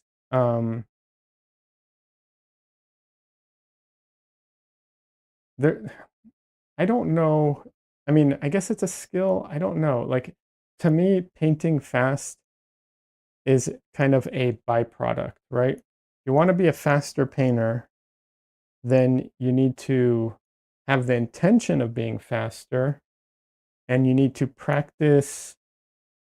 Um, but the practice that you're doing isn't to be a faster painter. It's to be a more efficient painter, because it's not really about speed. It's about efficiency and um, not making a ton of mistakes. I think it's not really about speed. Is I guess the gist of it. The Cipherl says, I've been part of a life sketching event thing for years now. That's cool. Like life, like from a figure, or is it or is it? You said you did urban sketchers, so I wasn't sure if it was that or yeah. At this point, I don't know what to do with the third minute of a pose. Vociferal says, yeah, figure sketching. Yeah, yeah. No, I get that. I used to do figures. I used to do quick sketches. We used to do that in art school all the time. That was a big thing. And yeah, in the beginning, I couldn't keep up. And later, it became really easy. Now it's back to being a little harder because I don't do it a lot. But yeah, you get used to it, and it becomes a thing of efficiency. However, I will point out something that I think artists sometimes also kind of gloss over, right? Um, when you're trying to, like, if you're ever trying to do something, like, if you're ever trying to push yourself artistically, or you're ever trying to, you know, experiment or broaden or whatever it is, like in that kind of, that kind of idea, if you're ever trying to do that, your speed is also going to just plummet, right? You get fast by doing the same thing over and over again, being really good at it and efficient at it. So it's always the same thing. But if you wanted to do, let's say, to take the figure sketching as an example, right? Like, you could be really fast at figure sketching, but if you try to do something very different with your figure sketches, your speed would just tank because you're trying to do something completely different now. And that would significantly slow you down until you figured it out. So being fast is great.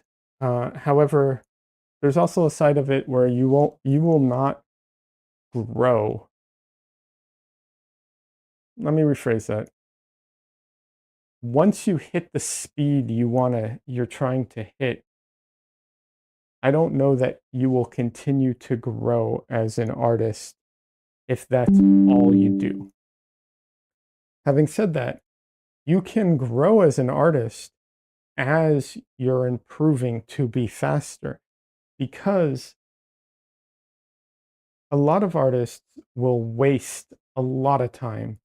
And if you don't have time and you're trying to get good and you're trying to get faster, part of getting faster is just getting good, being good at making decisions and sticking to them, kind of thing.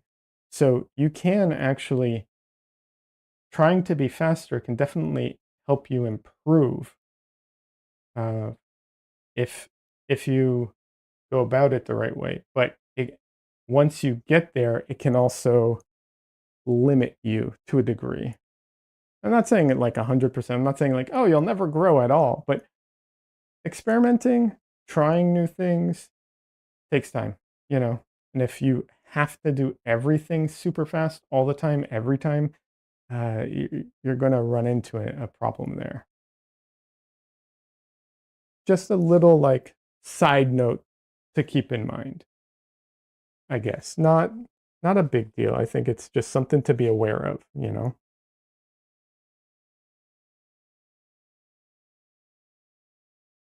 Luciferal says, on the other hand, if you get really fast, you automate this one process and you can pay attention to any new processes. You are right about that, unless it is as long as it's additional to your process. But if it gets in the way of your current process or modifies it, that's when you run into problems. That's why a lot of times artists, as they're improving, one of the things, and this isn't the only reason, but one of the things that a lot of artists have experienced is, as they're, like, trying to get better, they feel like they're getting worse. And then at some point they have kind of a breakthrough. One of the reasons that you feel like you're getting worse is because you're so focused on improving one thing that you're using all your mental ability to improve this one thing. And because of that, your other things kind of suffer for it, because you just don't have the mental capacity to do everything all at once. That's one of the reasons. It's not the only reason, The other reason, uh, and there's probably a few others, but one of the other reasons is that the way you get better is you see things differently, you understand things differently, uh, you're made aware of something, and so you want to improve, and you see how to improve. Because if you don't know how to improve something, you're not going to improve it. But if you can see how to improve it, you can work towards improving it. But just by seeing it, you start to see the deficiencies that you currently have. So you feel like you're getting worse, even though nothing has changed sometimes. But it feels that way because you've gotten better, you just can't implement the improvements yet.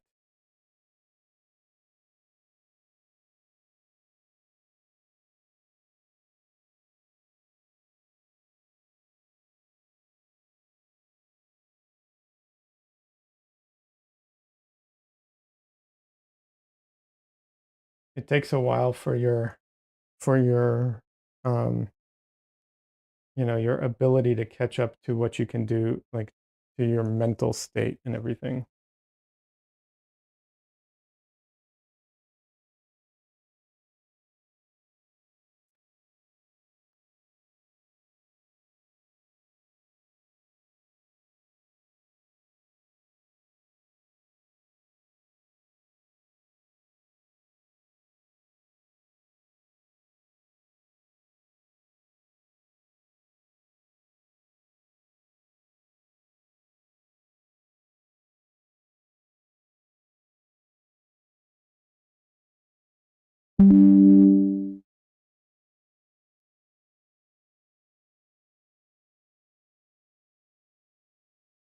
This is too light, I think.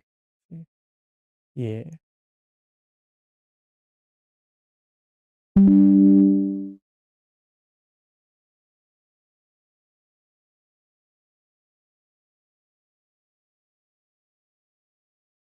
Excuse me for a second.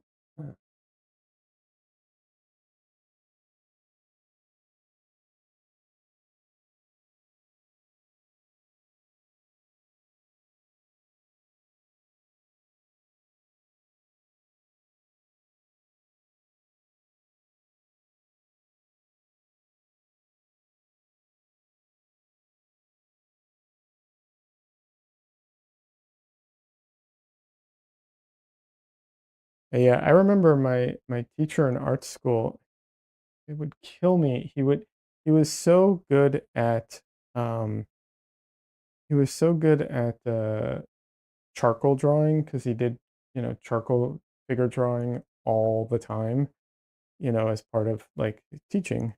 He did it constantly, right? And I remember watching him. He was doing a face. He started drawing the model's face as a demo, and I remember watching him do it.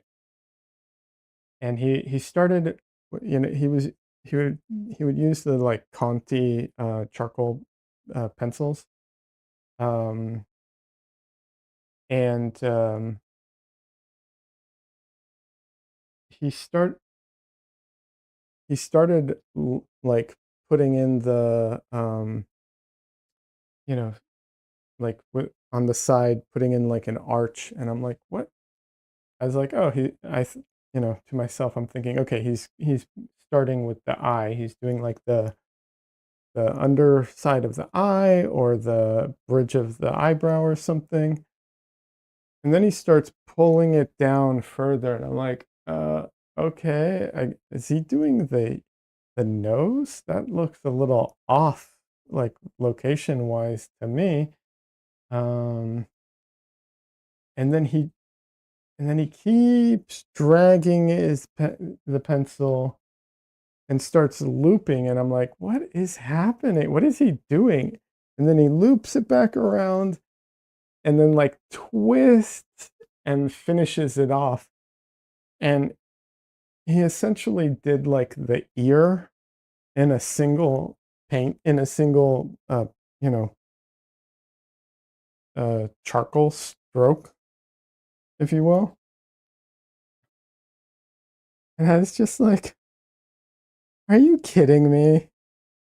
Not only not only does he like do the ear in a single kind of, single mark, essentially, who starts on the ear with like nothing else on the drawing board? He just put the ear in, just like, what are you doing and why? You know? Um, but he was so good and he did it so often that he could just do that, it became so easy for him.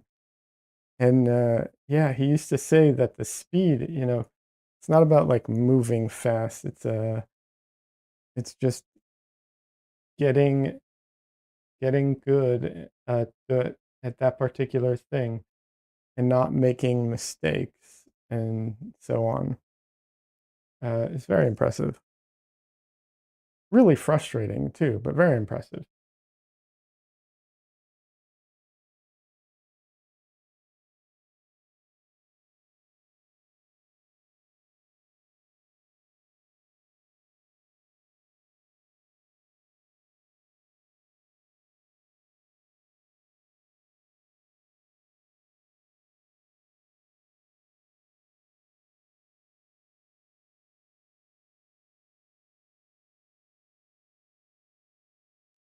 Lucifer says it always makes me uncomfortable when people start painting in one corner and just finish everything in order while the rest of the painting is blank.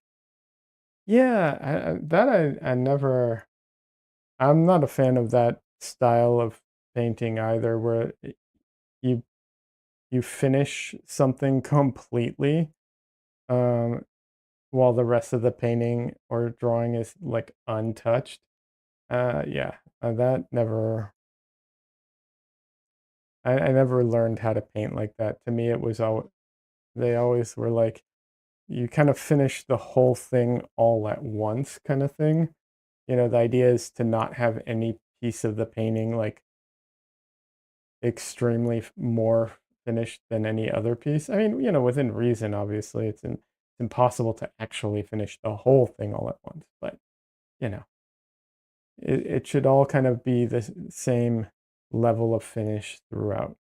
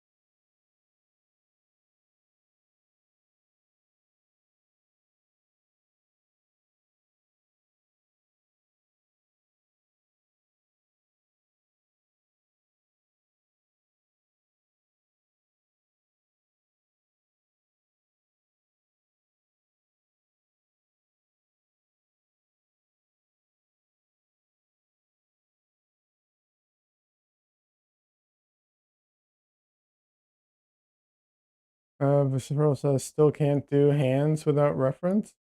Nothing wrong with that. A lot of people use reference for a lot of things. Cookie Monster says for one,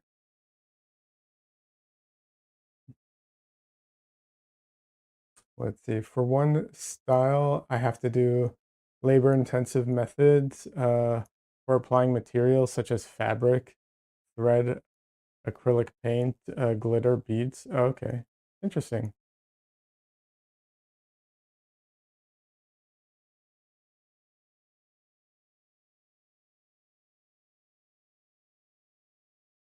That says when I'm inspired to paint something, an idea I want to put on canvas, I can't do it because I need reference for everything. And there's nothing wrong with needing reference. It just means that you need to like start making reference. Um, I mean, even great illustrators, you know, would use reference. I mean, uh, you know, Rockwell used to do photo shoots for everything, right? Like he needed reference.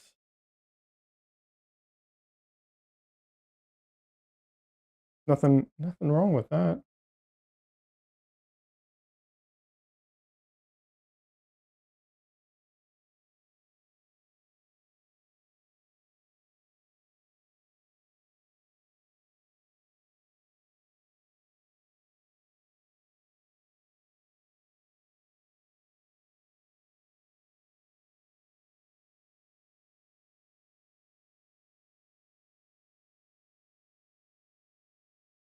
I think it depends on what you're, what you want to do. If you want to learn how to, paint or draw without reference, you can. It does even, I know you said that's not you, but you can learn that. It's just a skill. You can learn it, but it's worth mentioning that there are very, very few people who can draw or paint without reference and really make it feel, like a real painting that's or drawing that's that has the same like feel of reality that that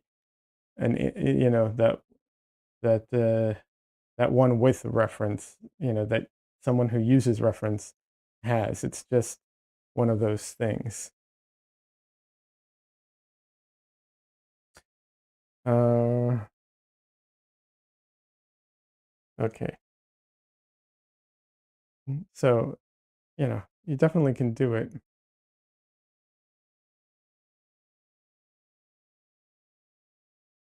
Apparently, Des and Lucifer all know someone in, I think I'm not sure if IRL or not, but apparently they know someone. They have a mutual.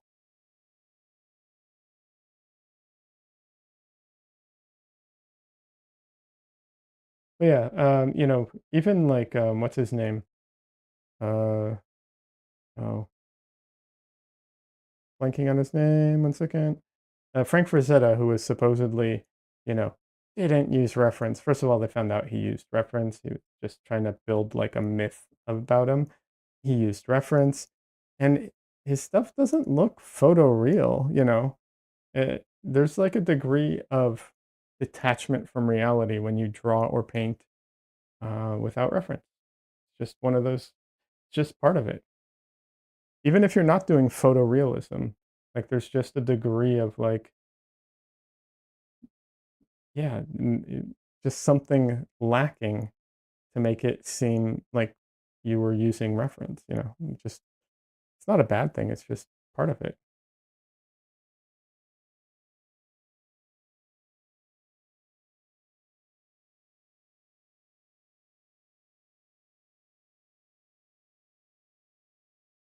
That says Romain is the guitarist from the Big Push. Okay, not familiar with that. Sorry.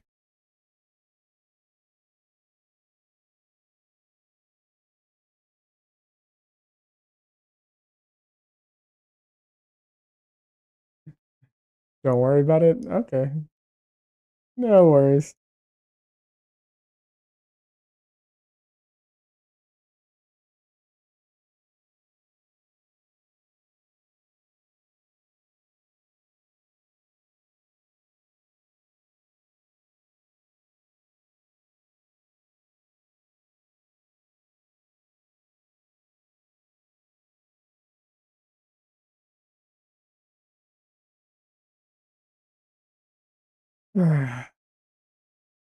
Nah, Des says sorry, Leod. We're fangirling. No worries at all. No worries at all. Please enjoy it.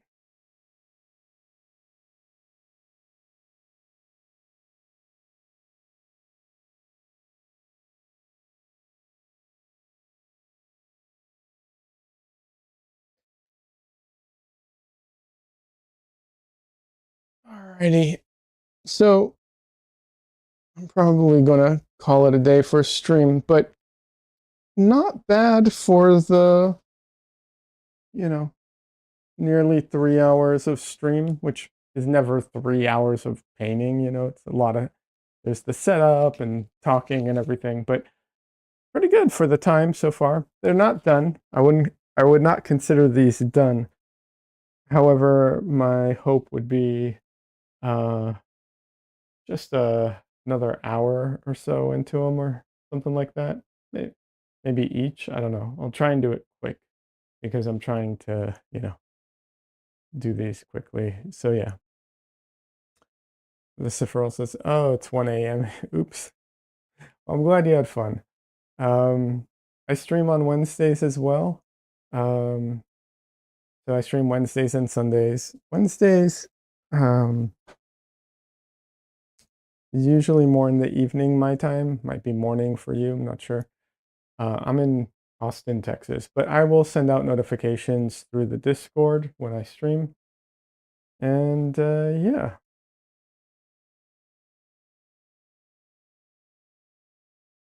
so yeah, I will be calling it a day. I don't raid anybody because I haven't figured that out because I multi-stream and yeah. Visceral says, thank you for the lovely evening. Oh, you're welcome. And thank you for stopping by. I hope you join the Discord. I have a YouTube channel as well. Eventually I'll get new videos out. It's been, I've been slow on getting new videos out, but lately, but yeah. Um, but yeah, Cookie Monster, Des, thank you all for being here. Anyone who is lurking, thank you all. And anyone watching in the VOD, welcome. Thank you very much. She joined the Discord. Nice. So yeah, I'm going to call it a day. Have a great rest of your weekend or have a great week. And I'll be back on Wednesday. Have a good one, everybody.